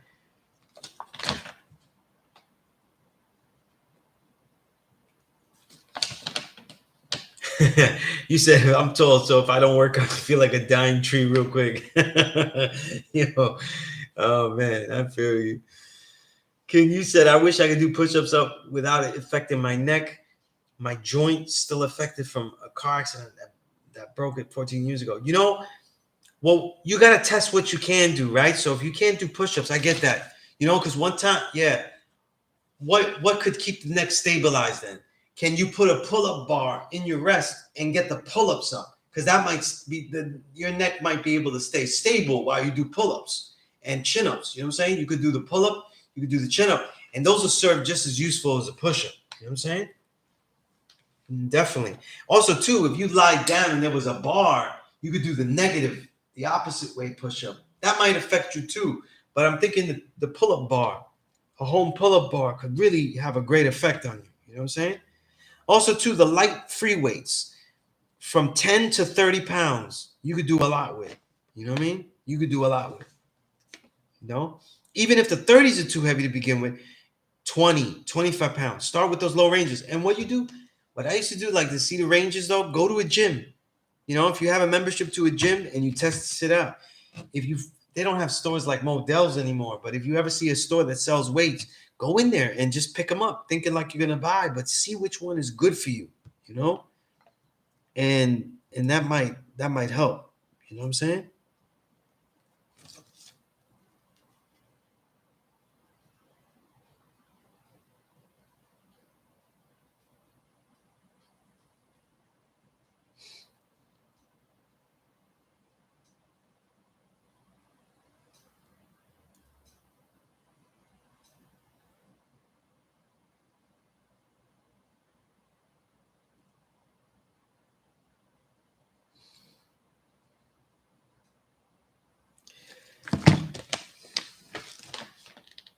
Right, the resistance bands are good. See, I use everything. I use the heavy weights, the lighter weights, the resistance bands.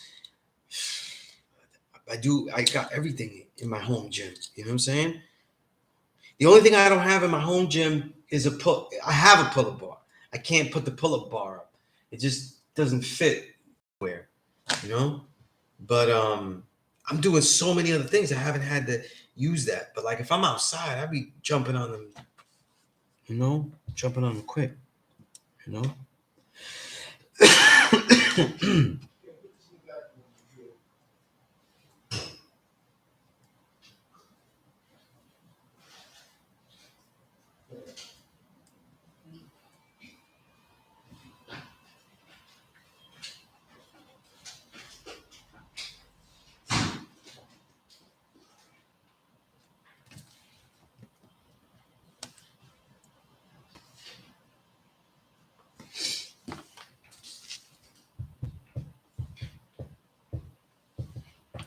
Let me see what you said here.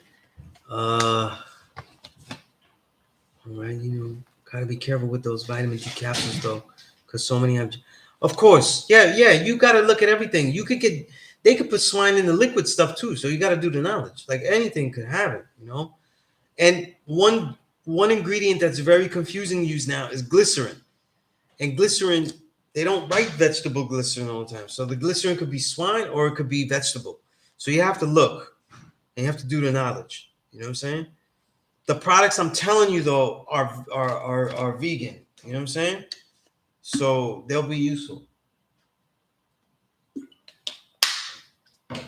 Even where I get my omega-3 fatty acids, they're not coming from the fish. They're coming from what the fish eats to get the omega-3s, and that is the algae. So they're from there, you know. But and so they're vegan as well, you know.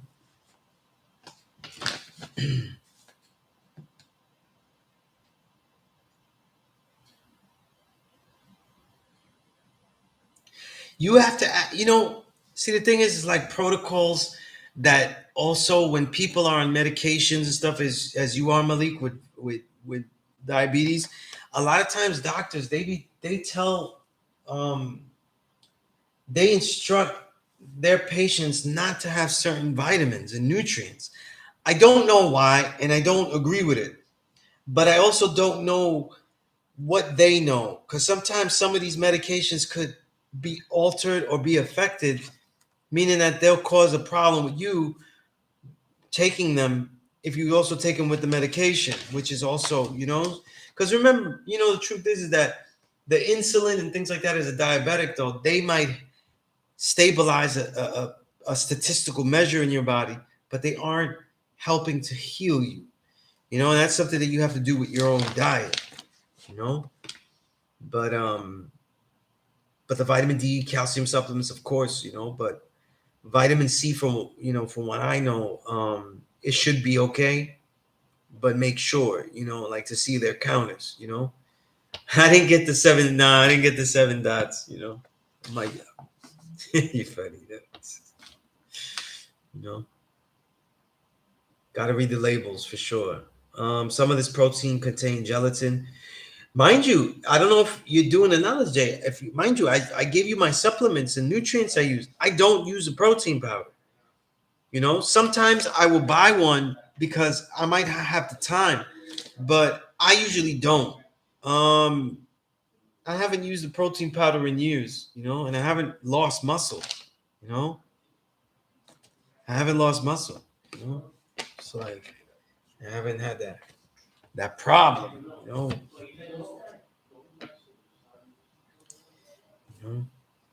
Yeah, and again, like, see, again, that's the phrase I hate. The moderation is key with everything, because it doesn't get used the way you're saying it, Sim. You know, in a more Taoist approach, or you know, it gets used in a I will do it. I will use it again as soon as I forget that I used that before. You know, where it's not like everything to its right level. You know, and some things that we're taking and saying moderation is key for everything are things that were never useful for us. And that's when the saying gets used. Drinking is good in moderation. Eating these wrong foods, lots of sweets, sugars, treats, cakes, they're good for moderation. You know what I'm saying? Moderation. I never hear moderation is key when they say, listen, vitamin C will give you diarrhea if you take too much at one sitting. You know, make sure you use it in moderation, like, you know, throughout the day. No, I never hear sentences like that. I hear somebody tell me the bullshit that they ate, and then in the bullshit that they ate, and then also the bullshit that they behaved in that way because it's, you know, it's caused by the things that they drank and everything, how much they drank, what they smoked, all of that. Oh, hookah in moderation. These things were never good. Why would something bad be taken in moderation? You know, the real answer is if you're gonna drink, smoke, do all these things, you better be careful. You better be careful because there's no amount that's going to be useful for you. If you drink liquor, I even told my daughter, she's 21. Now she's a grown woman. We go to this jazz club. We went to Village Vanguard and she ordered a drink. You know what I mean? Me, I don't order a drink, right? She knows that I don't bear witness to moderation. Understand that when you drink that drink, you're killing millions of brain cells. There's no ifs, ands, and buts about that. So is that something that every now and then I'm like, yo, I feel like killing this. I feel like getting some kill in here. There is no use to it. And when people say, well, what about wine or things like that and everything? They're talking, the truth is that that's the grapes. That's the resveratrol that's inside the grapes that is good for you. And so that form is not necessarily the form that's advocated to even get that. So I just want people that if you're gonna drink, if you're gonna smoke, if you're gonna OD and drink and keep smoking weed, like now that you could just OD on it and be all of these guys now are, everybody seems to be Tony Montana, except instead of the big pile of coke, it's a big pile of weed. If you're gonna do all that, don't act like you're doing things in moderation. You're doing things until you forget that you did that bullshit and you say, you know what, it's time for me to enjoy doing some bullshit again. This is not moderation. Moderation is a term used for like you don't overdo, like you don't eat 20 pounds of grapes. You don't eat 5 apples in one sitting unless you're a horse because it's gonna give you upset stomach, right? These are the things. You don't eat 20 oranges because you get a stomach ache. Like moderation, the proper use of things, you know? But all I hear is this phrase, God, like I just hear it for shit you wasn't really supposed to do. Like there was no use for that. You just really needed to do that for your own feelings, for your own enjoyment, you know? So it's like, you know,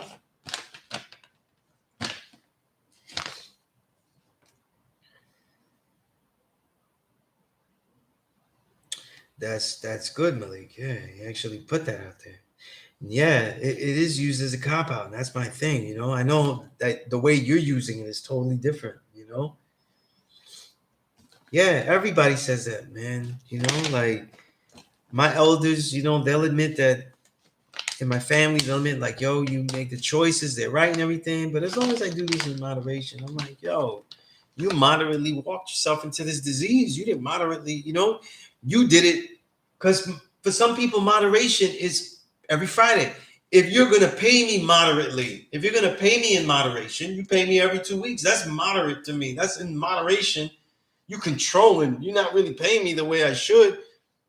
Well, I'm gonna do this in moderation. Every 2 weeks, I'm gonna get blasted. You know. Well, multiply that. That's twice a month, 24 times a year.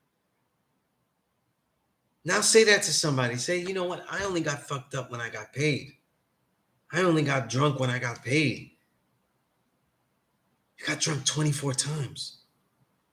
And then forget about the holidays, which might be extra. So let's add 2 to those different holidays. That's 50 times a year. You got a little bit fucked up, a little bit drink, little this. Some were more exorbitant, some weren't, but it was all moderation, right? So now you got messed up 50 times a year, right? Every time you got paid 50 times a year, right? 24 times a year. Let's say 25 times a year. In 2 years, it's 50 times. 4 years, you got messed up 100 times a year. Now, if I said one glass of any liquor is going to kill millions of brain cells, what type of killing are you doing? Are you killing in moderation? You know what I'm saying? Or did you just have a long, drawn-out war with your own physical? These are things you have to admit. If we're going to lead the people, we have to know what these things do to us, though. You know? We have to know what they do to us, though, and be honest about it. You know? Were the holidays rough for you due to other family members' food selections? In my heart, yeah. In my heart, yes. Always. The worst thing is to see children that you don't have control over, but that you love being given swine, shit like that, the wrong foods. You know what I'm saying? My family knows that I'll give children anything that they ask them to eat, even though I don't agree with it. But I'll never serve a kid pork. Never. Absolutely never. I won't even touch it, though. You know what I'm saying? But that's where it bothers me a lot. You know, I have issues with that. But with anything else, in general, I just look at the food choices that people make, and I'm like, you didn't help yourself not get into this situation. I can at least say that. You know what I'm saying? Right? Drunk monkey style, any, you know what I mean? Yeah, you know, and I'm like, when I'm like this though, people might have their drink, but I'm saying stop doing moderation by forgetting. It's not moderation if you don't remember exactly what you did, you know, when you did it, how you did it. And if you want to master something, master yourself, then you're going to have the mettle, right? The mettle to be aware of how you're dealing with stuff, you know? And if there's one thing that you take into the new year, it's that mentality, how you're thinking about shit, how you are noticing all these things. You know what I mean? We're not noticing them, you know? We go moderation. We don't remember when we were unmoderating, but we're not moderating.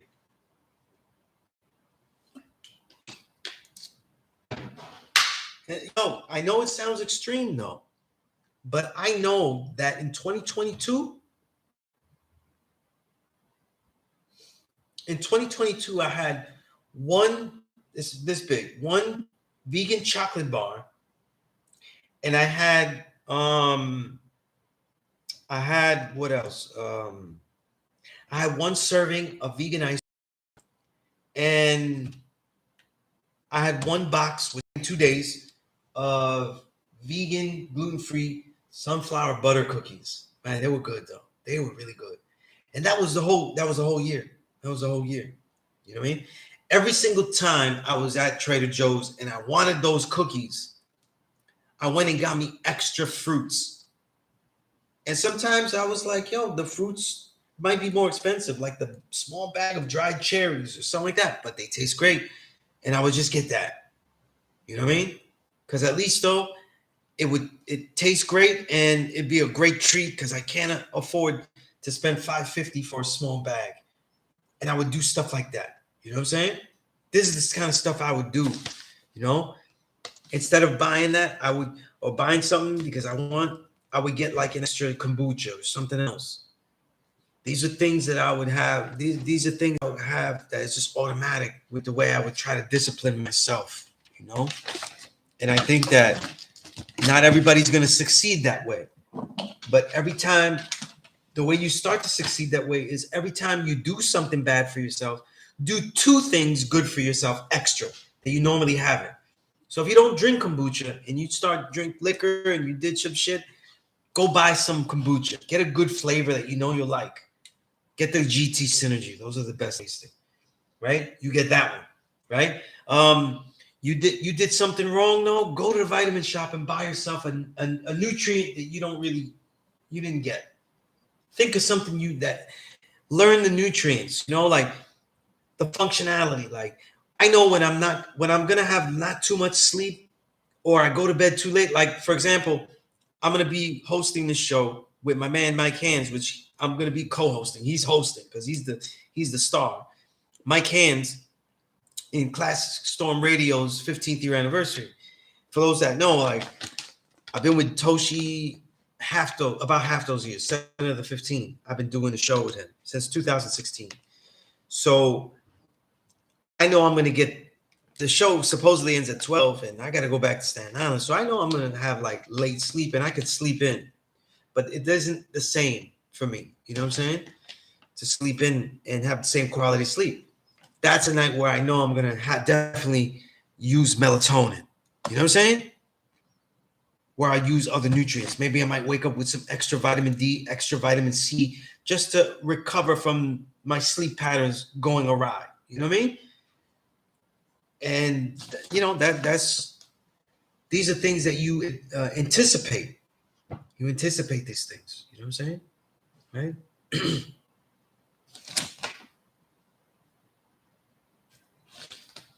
King, you said my homegirl from Puerto Rico always talked about blood sauces and all those dishes she made in Puerto Rico. I was like, isn't that like chitlin stuff with rice and packed blood? Yes, it is. And I've never liked that shit. Never liked it. I love pasteles, but they put so many surprise meats inside pasteles. The pastele, I can't even have it. The last time accidentally that meat touched my lips was that I was told that, erroneously told, they didn't do it on purpose, that the pastele was vegan and it was just vegan, and it wasn't. You know what I'm saying? And I was biting this stringy thing and I was like, what the hell is this? And I spit it out. I may have swallowed some, I think, and it was chicken, but last time I had chicken was like 1995. Yeah, 1995. So I can't even tell you what this shit tastes like. But because I became vegan in 96.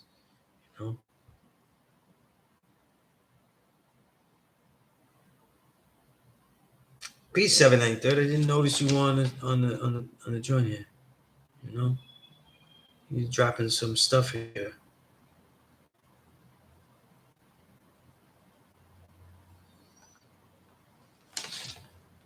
Malik, you said I remember Ghostface breaking down how many blunts he smoked, the unconscious errors in his ways, 10 blunt minimum at $20, he gets $200 times 365. Yeah, I mean, and mind you, the blunts, even if you take out the innards, it's still carcinogenic though, so like you're still getting some carcinogenic smoke. So, and again, if you smoke it, that's smoke in the lungs, right? That is smoke in the lungs, and that has never benefited the lung. And people don't look at the lung like it is. Out of all the organs, it is your voluntary organ that you can voluntarily use. It works involuntarily, but it also could be used voluntarily, which gives it great power as a muscle. So when you do Kung Fu, especially, we consider the lung a muscle. You know what I'm saying? That's how we deal with it. That's how you need to see it. That's why you do the breath techniques, your complete breath, all of these things, that lung is a muscle. King, you said, I remember smoking with meth from Wu, and dude literally had a full, huge Vlad bag of blunts rolled. He smoked 10 blunts back to back alone. It didn't affect him. I never could. Yeah, and I guarantee you now, as he lifts weights and gets better health, and it's become really in great shape, lifting those heavy weights like that, I guarantee you that he has lowered the amount of blunts he's smoking. Because when you lift heavy weights, especially like deadlifts and stuff, you need to breathe properly. Breath control and the way you breathe is very crucial to getting lots of good reps in. You know what I mean? Of anything, really, the compound, like anything, not just a deadlift, but bench press, all of those. You know what I mean? Malik, so you said so. The patterns and weather and fluctuations help describe the mindset of people in the calamities. I think, yeah, definitely. That's how it's used. Sam, you said you made some homemade kombucha to win last year. She told me about how to make a SCOBY. Great experience. Yeah, man. I wish I knew how to make a SCOBY. You know what I'm saying? I wish I knew how to like prepare that and everything like that. That shit would be dope. You know? I think with my family though, they probably like would throw it out by accident. You know what I'm saying? So that's my leave my righteous germ alone. You know what I'm saying? Let me grow my righteous germs. You know what I mean?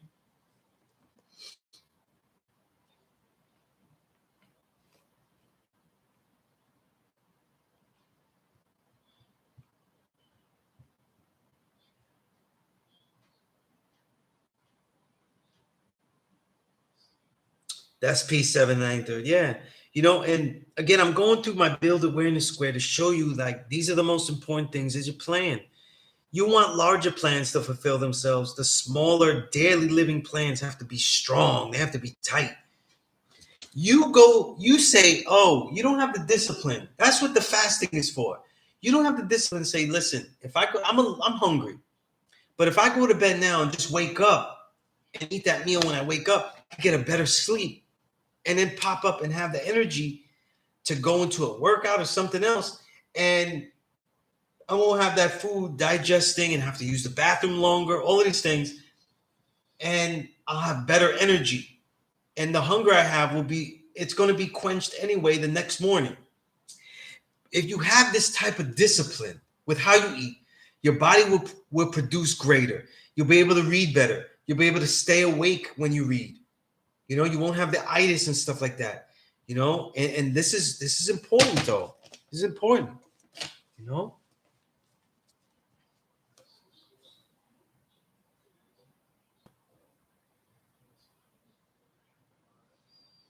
That's crazy. Yeah, like I said, now that it's legal, I see not just the youth, but I see my people my age and 20s and 30s, and they're just overdosing, you know, and it's not useful.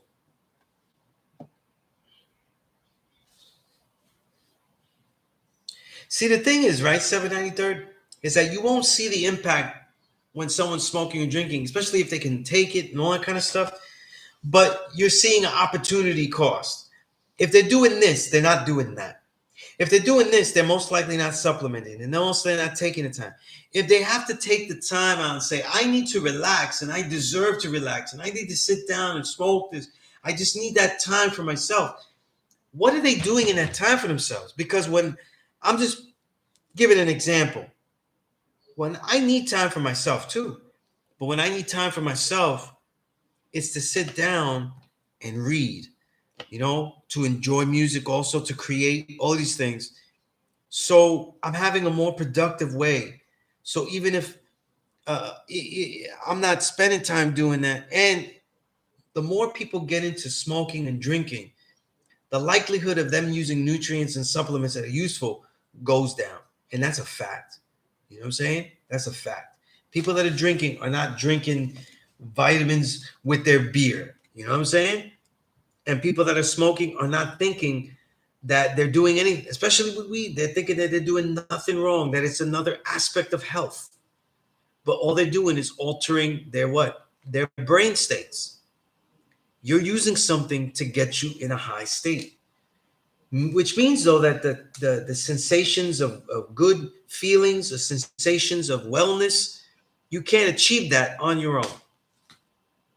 For some people, they can't even achieve the creative mindset, the zone that they need to be creative in that way. You know, this is a problem, and it's going to be a big problem though, because in order not to glorify other drugs, we have glorified one drug, and that is now ready to bite us. You know what I'm saying?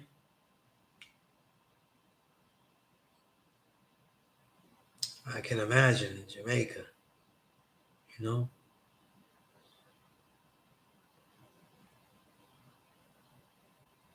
Yeah, we need to, and that's why I said study what you train, study. And if you're smoking and you're like, soon as I gotta smoke, this is my thing. I want you to know exactly how much you smoke. Every week, you write down how much you smoke. You know what I mean? Because then take it like it's actually something in your body, like part of your diet.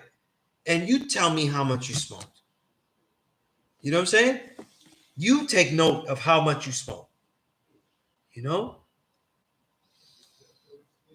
And God, King, come on, you being sober and being right and exact, you have made some incredible music, man. I'm so excited to add on to this stuff you've been sending me, man.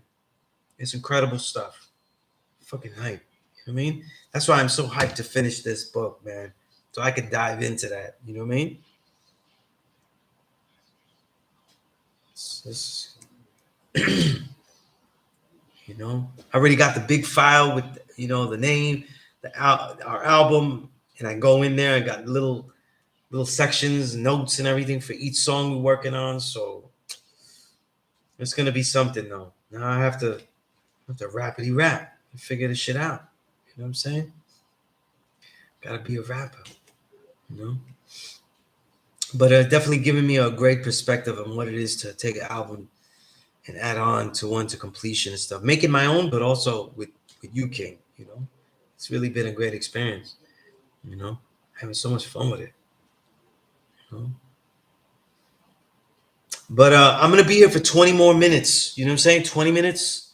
I've been here since 5. It's just been doing things at school, that I haven't been able to get online. And like I said, I started off thanking everybody for, I had taken note of the sales. I had not taken note of the sales I've been making on Amazon with my Peace Course book. And all my books sell.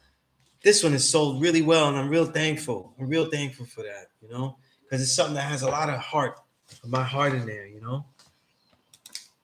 There's some special pieces in there, you know.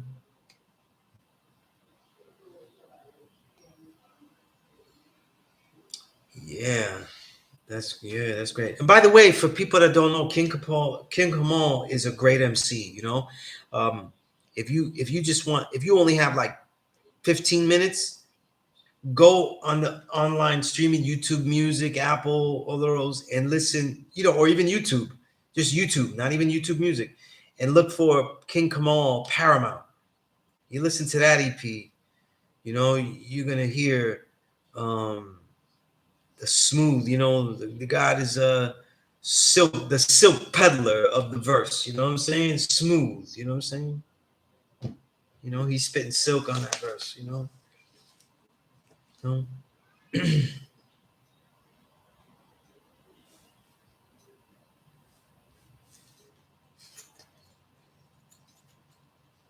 Yeah, 7 I see that though with Kid Kamal, the multi-talented guy, yeah.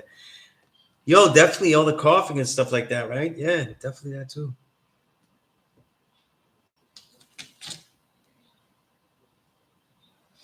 Oh man, likewise, God. That's peace, God. That's peace, God. Definitely, it is so much fun to take that the way I write from the page into the verse, you know what I mean? And just writing a different format, it's a different format for me, so it's keeping them rhythmic and things like that, you know what I'm saying? Not a lot of time I usually write for the beauty of the page. A lot of people don't know what that means until they look at it for a while. But the beauty of the page, and the beauty of what the word is meaning and how it's put together. But in the verse though, it's a little different, you know what I'm saying? You know? And even some of the things that I don't think would look as great on paper end up working great on the verse, so I could flip those kind of things too, you know what I'm saying?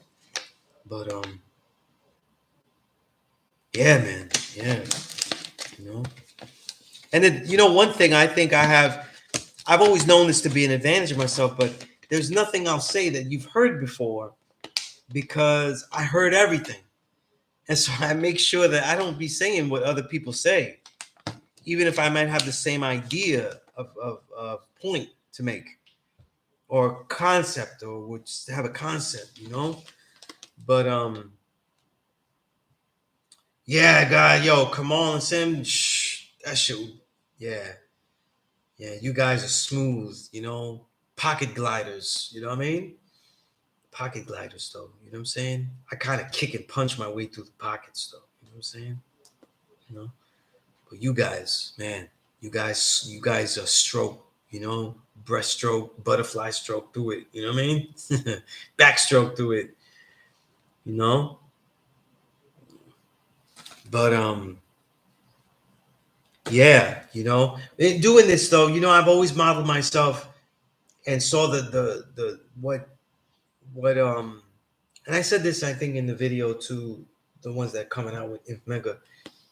I've always patterned myself after inspired by Amiri Baraka, and he did so much. He did the music, he did jazz music, he did jazz writings, he did jazz poetry, he did jazz reviews. So I always felt I could do all of that, you know, and making the music is really the last level, you know. So it's been fun. It's been fun, you know. Definitely, you know. Right? And I could be Benzino now. I could be Benzino. I could make an album and now I could give myself a perfect grade on it though. You'll see that coming soon too. You know what I mean? I'm gonna give myself a perfect grade. This album is a classic though. I'm gonna write like a whole 2,000 word dissertation about why it's a classic though, you know? No, I don't think do that. I think probably reviews about the work that I make will probably be more about detailing the experience of making them. You know what I'm saying? Right? You know? Shing regime though, one of the dopest. You know what I'm saying? One of the dopest. You know? Represented heavy though. You know what I'm saying? With a lot of style, a lot of skills. You know what I'm saying?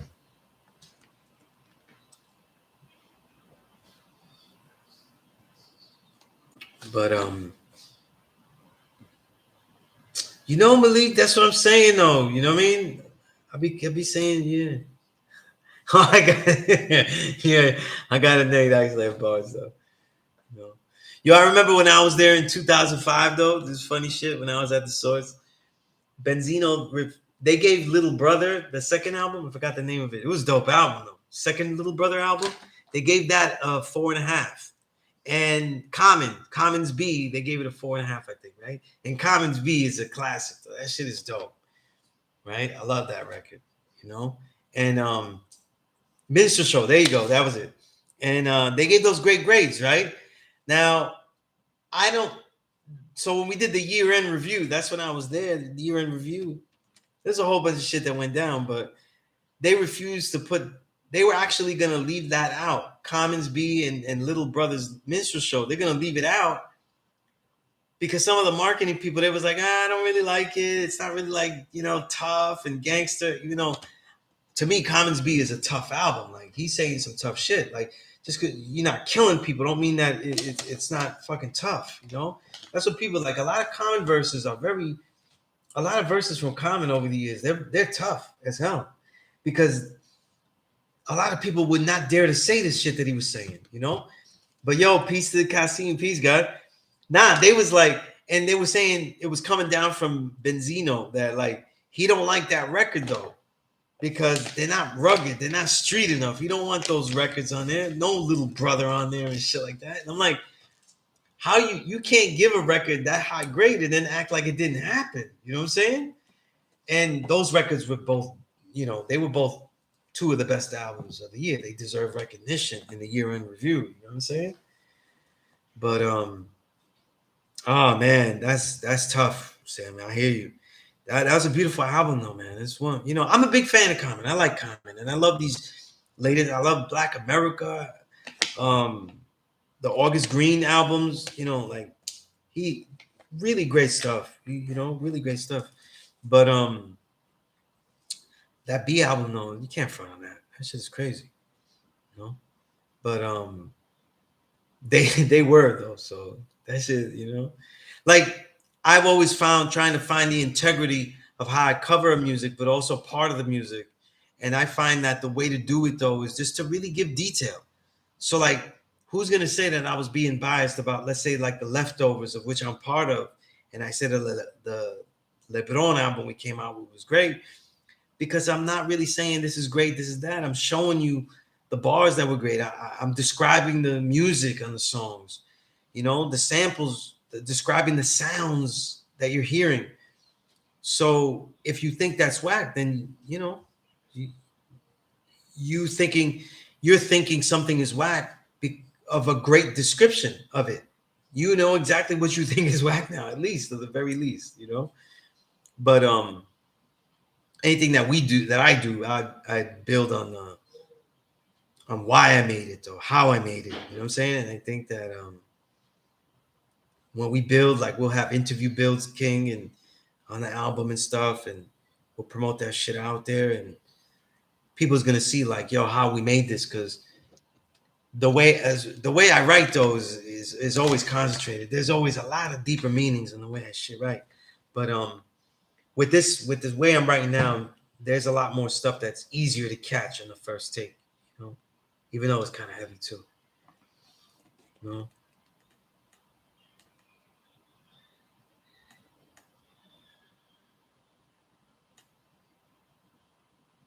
Nah, I was at the source in '05. You know what I'm saying?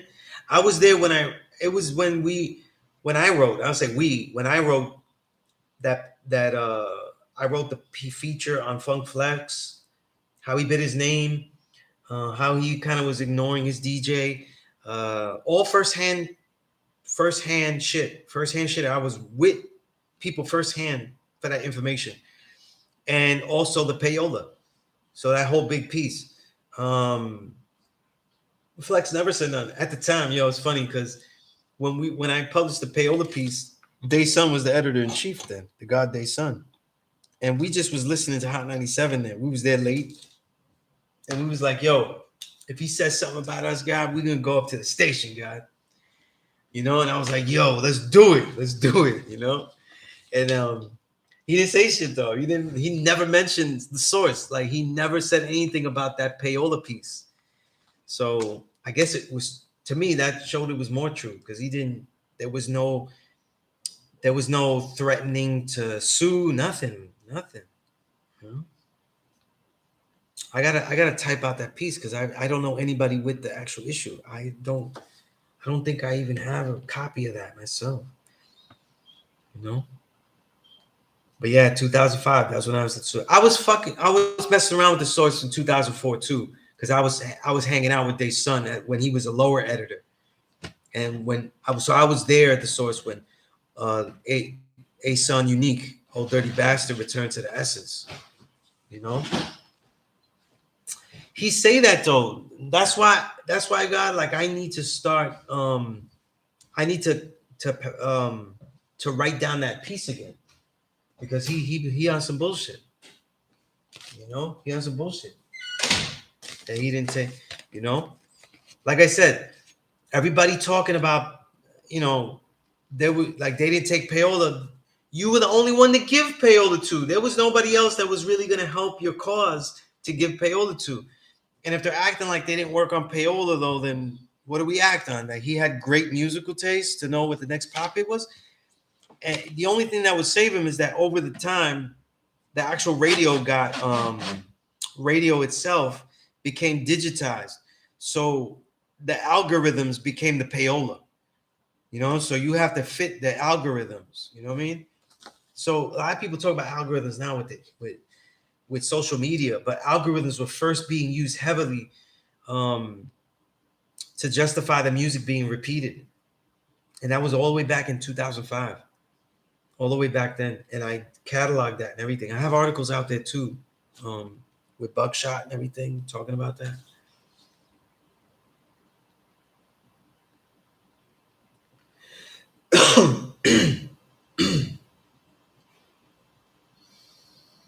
I was there when Benzino were beefing. You know what I'm saying? And they had I was there for the G Unit issue, and I probably wrote the thing that would destroy G Unit, and they didn't let me. They didn't let me publish it. You know, they wanted us to write shit that could destroy them, though, and I did, and they didn't let me write it. I basically broke down their names and said how all their names are copied, coonery, or just really deeper devilish concepts, you know, and nobody took note of that shit, you know. So when I did that, they just said it was too deep. You know what I'm saying? Said it was too deep, and then they didn't publish it. I'll tell you what it was. Let me see if I remember the G unit. 50 Cent, not the real 50 Cent, right? The real 50 Cent was Stick Up Kid. So he copied. Tony Yayo, that's from Tony Montana, Yayo drug. So it's cliche, right? Not clever. Young Buck means slave, right? That's what we call Young Buck. So Young Buck means slave. Who else is a G unit? And the hardest one that nobody gets, you know what I mean, was Lloyd Banks. Lloyd Banks, though, well, if you take the S from Banks and put it after L, Lloyd's, you get Lloyd's Bank. Lloyd's Bank, the major bank funder of the African slave trade. This happens to be all of their names. You know what I'm saying? And I wrote a piece that showed how this is the most derogatory named group ever, and they have no business bombing anyone else or anything like that when they have such terrible names for themselves. You know what I'm saying? Shit. 50 Cent thinks that he's gonna diss everybody, do who shot this, who shot that. I was fucking torturing him though with a fucking 200 word article. You know what I'm saying? And it was so heavy that they didn't use it. They was like, this is too crazy. Like, this is crazy. They didn't use it. You know? But I say it now though, because that shit's all true. That shit's all true. That's where the names are. That's what, you know. I don't know if Lloyd Banks chose that, like Lloyd's Bank, but that's, you know, I would have done damage though, because it would have had so much other shit in between it to fill it up, you know. But yeah, man, yeah, that's why I can't be no. That's why I never was a rapper though, God. I'd be fucking destroying. I'd be destroying niggas, you know.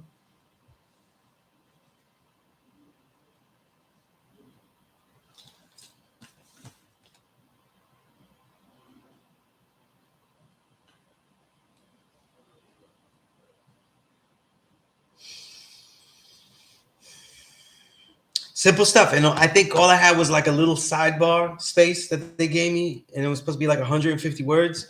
So I couldn't come up with a whole bunch of stuff. And I said, wait a minute. And again, the tough one was Lloyd Banks, who, by the way, Lloyd Banks is a dope MC. I'm just saying, like, I'm trying to smash the crew because I don't really respect anyone else as an MC there, not even 50. I only think Lloyd Banks is dope, you know? Although I do hate this trend that he exemplified in the 2000s, though. I hate when they start words with how, like I don't, like how one, huh. I can't stand that shit, you know? How one is it? How you don't do it. It's just so annoying. This shit is annoying. He still does that shit. It's fucking annoying. You know? That shit annoys the hell out of me, though. Why is it said like that? Is that, I don't know. You know, that's where they from, Queens and shit. Is that a Queens fucking thing? Like, God, see, I know it's too crazy, but you know they do that though. And the Lloyd Banks have the Curse of the Inevitable, the Curse of the Inevitable 2. Those are in my books. You know, the last book has it, and the new one is in this new book. It's dope. It's one of the not best, but the better albums of the year. You know, you definitely, if you're a collector. But everything, he's always got to read the shit like that. And that shit annoys the hell out of me. You know? Yeah, I want to do. And yeah, it's that emotion, you know? That's why I came up in the dark. That's why I call it 2000 Dark Ages. There's so many trends of dialect and all kind of shit that I was dissing and hating. And, you know? That's why I came up with the Pretty Hiccup. Because Jay-Z kept going, So I started calling it the Pretty Hiccup. You know what I'm saying? And so he had he invented the Pretty Hiccup, you know?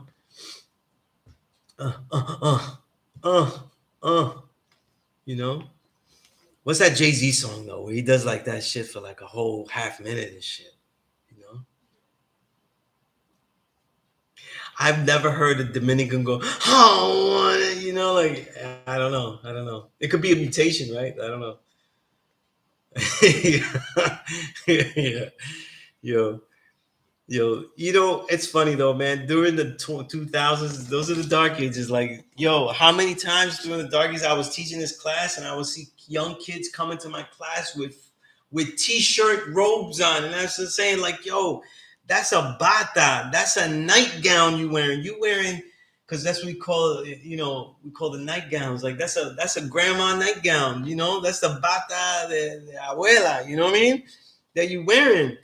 All this type of styles and shit like that, you know? Like it got to a point where I says, listen, you can't come into the class. If you have to pick up your shirt like a skirt and to sit down, you can't sit down unless you pick up the shirt. That shit is too long. That shit is too long. You know? But yeah, that's a pretty hiccup. You know? Yeah, 90.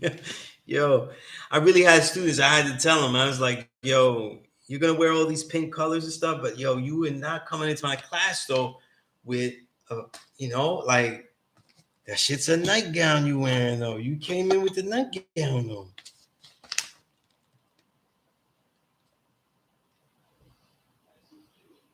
Yo, but the long tees, I get it though. But the long tees were going up here in Harlem though. They were going past the knee, God. For some of these kids, it was going past the knee, you know. Nah, I'm not blaming you though, God. Yeah, you were afflicted by the Dark Ages material. Again, that's why I call it 2000 the Dark Ages. You know, it was all perception. You know, it was funny when I started to work in the source though. You know, you could guess it wasn't Benzino, but the other big name. He asked me. He knew I was Puerto Rican, so he was like, you know, so who's some of the artists you like? And I was like, yo, I literally was like this. I said, Mr. Liv. I said him because he's from Boston, right? He know him. He's from Boston. He should know him. Mr. Liv, MF Doom, Thurston. You know what I mean? I was saying all the guys that were killing it. Jean Grey. Everybody killing it though. That was next level. That was about to blow like 2000s. Ninth Wonder is killing it. Obviously, like he was all over, right? And he goes, "Oh man, what do these guys do? Those are all reggaeton. I never heard of them. They're reggaeton guys." And I was like, "All right." He said, "No, they're not reggaeton. Just forget it. I'll be at work Monday. You know what I mean? I'll be at work on Monday. You know, no post, God. They had no post. You know what I mean?"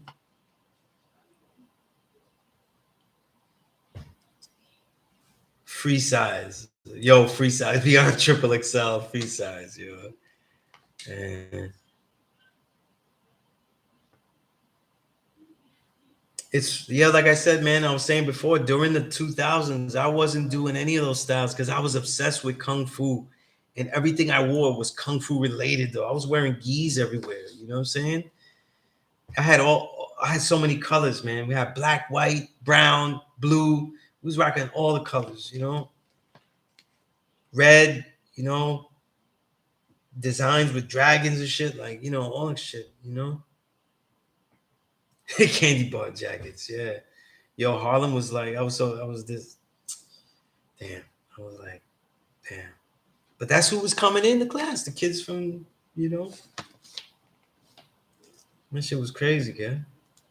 You know. But yo, when I go through that, I'm gonna stay here a little longer because we need to do this, right? The training, right? When I go into this stuff, the training, though, what you're reading, they're all gonna, if you study what you eat, and that includes, gotta include the smoke. You gotta know how much, gauge your measures, how much you're training, though. For the beginning, have a little journal, write down what you trained and everything like that, what you did. You know what I'm saying? It's gonna feel good to say you completed that. You know what I'm saying? You're reading. What are you reading though? You know what I'm saying? What are you doing the knowledge to? What are you studying? If you're not reading, can you say that you did the knowledge to something useful? Good study. You know, what are you writing though? What are you sharing? You know, it's not just if you're a writer or anything else, but what are you sharing? You know, like what are you putting out there with words out there? You know, what are you speaking through? What are your forums? And then share, like, what are you sharing with yourself? What are you sharing with others? These are things to begin on plotting your plans for the new year. You know what I'm saying? Gotta be stronger. You know what I'm saying? Gotta be stronger. You know? Buttermilk walnut jackets, yeah. You know? But yeah, so about ended this class, you know what I mean? And again, I'm releasing another book. I have all my other books. So any book that you want from me, they're all on sale if you buy multiple books. Haven't seen that book. I haven't read that book, Asiatic. If you contact me, they're cheaper to get it to you directly from myself. But I really appreciate all the love I've been getting, people buying it. You know what I'm saying? On Amazon and stuff like that. You know what I'm saying? But if you're having trouble planning, if you want anything in your diets, the protocols I have, all of these things, email me as always. You know what I'm saying? And I have to make sure that this new year is stronger, harder. We go harder. We go with more abandon, you know? And then you cut out a lot of the things, you know what I'm saying? We went through a whole year where we may have seen all the good Netflix stuff, all of the good stuff on the apps. We were enjoying all these movies or whatever they were. Now, was it really as fruitful? Was it really as necessary to do all these things? And that answer is going to be most likely no, that we could sacrifice some of that time. You know what I'm saying? Some of that time, you know? Like I said, if you can binge programs, you could binge reading. If you could binge these programs, you could binge some of this 120 study. You know, it's important, man. You know, thank you, 793. That means a lot to me. You know, um,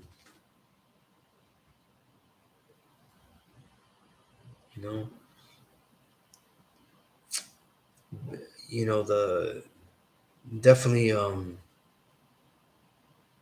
there'll be a lot more in the works this year. You know what I'm saying? Just me personally. Every year, just so you know, every year I train at least 4 days a week of strength training, like heavy weights, all of that. And I train at least 5 days a week in martial arts, you know, achieve that. Um, I read at least 52 books a year. So I did. I write at least, how much is it? At least 500 pages in my journals. I did about 800. You know what I mean? I published works. I published 3 books. I'm not counting this one. It's going to get published next year, but I wrote that 4th one. So, right? Working on an album. I'm going to have my solo album, which is EP, 5 songs. Different shit. Not the way people make hip hop. I'm not a straight bar rhymer. Something different. Something that adds on to the culture. Something different. But get the album with Kamal. You know what I'm saying? A lot of other songs. Trust me, a lot of other songs I've done with people that have not been released. You know what I'm saying? Big Thirst. Little intros with Big Thirst. Thought Skill Illustrated. You can't have a Thought Skill Illustrated album, no, without the God. That's gonna be a fire album, though. Not because of me, but because Thirst. But my brother Substance 810. Who I said this shit with? This shit with some other people. Can't remember everybody. But just keep building. Martial arts books should come out next year. I should be able to, and most likely I will work to try to continue to do the reel of 2023 to continue to do these books. They're very difficult to do. Very difficult to do. There's so many albums that come out, though they're extremely difficult to do. But nobody else can do them. So, right? So, treat this year, treat this like a beginning. Take these times, take this weekend and say, this is what I'm going to do, and go do it. Be in sync with the calendar that we build this mathematics on. I can speak Spanish, though, but I only write English and every single dialect that I know in English. You know what I'm saying? But yeah, it's all English, But yeah. So it's a lot of work, you know what I'm saying? We continue to do stuff, and just keep working, right? And there should be other stuff too. I can't even think of all the shit I'm doing. But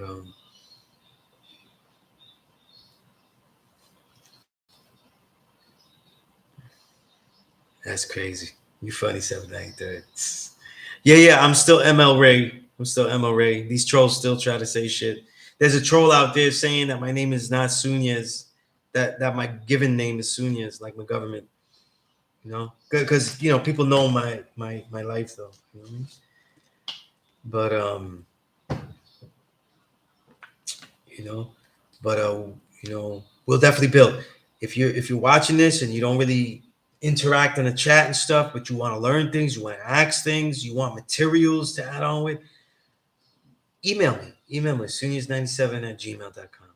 You want those books, have questions about anything, just let me know. You know what I'm saying? And remember this though, that as the year goes on and as this time goes on and I teach though, understand that sharing with you all though is as fulfilling as whatever you think you're fulfilled. It is very fulfilling. It is very honorable. And I learn a lot. You know what I'm saying? So I'm going to say peace with that. And I will see you in 2023 at Allah School. You know what I'm saying? Peace.